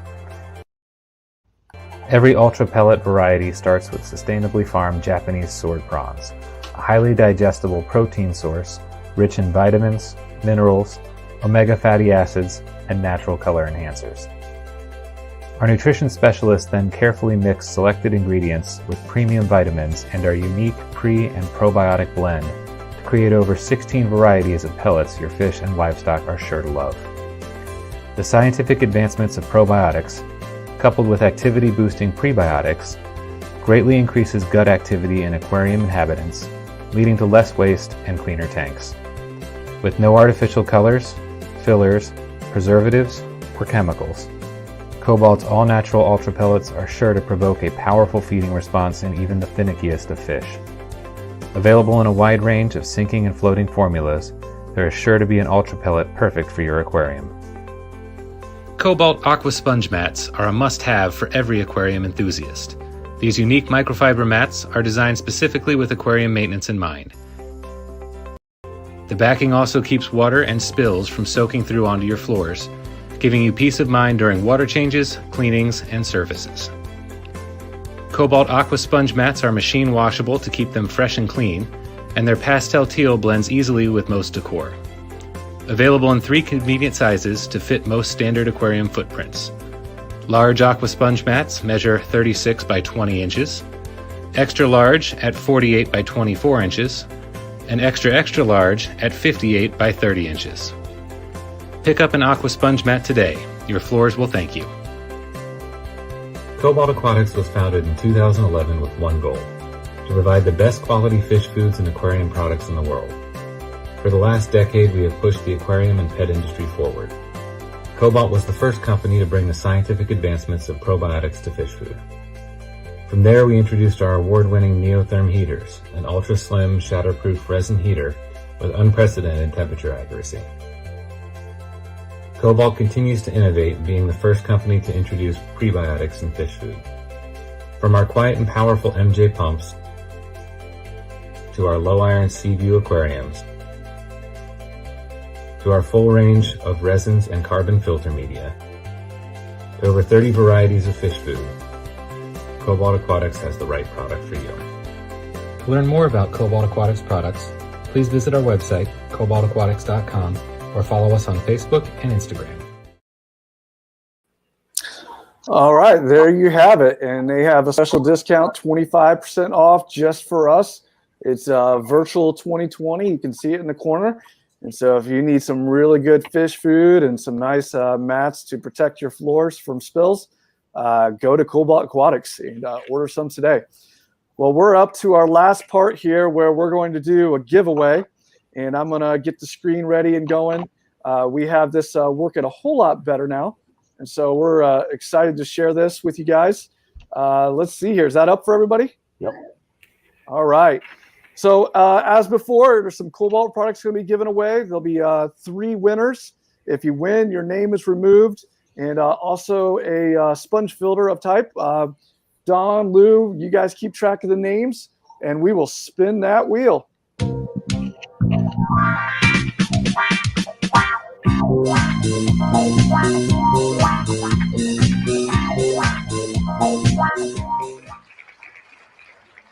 All right, Charles Bright. You guys know who that is? I do not, but I believe I communicated with him some. Okay, cool. Coming up. All right. Well, Charles Bright, you have some free goodies coming your way. All right, let's spin that wheel again.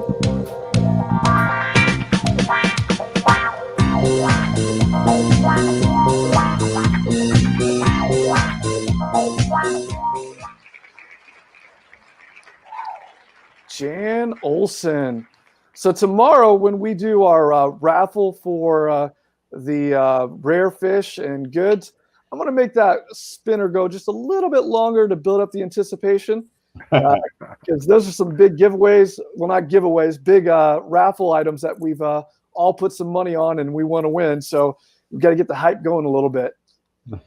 All right, next one here. Last one.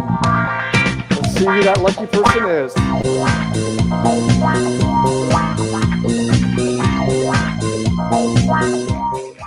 Larry Johnson. Oh that my name God. sounds familiar. Yeah, because he was going to speak at the Extravaganza this year. Oh, wow. Awesome. Very cool.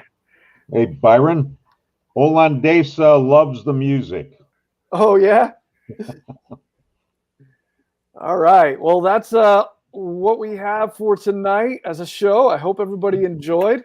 It was amazing having Ad here with us, all our spectacular vendors who have sponsored us, who have done a terrific job of helping us make this happen, and also just giving back to the hobbyists, the loyal people who love the OCA, the discounts that are out there.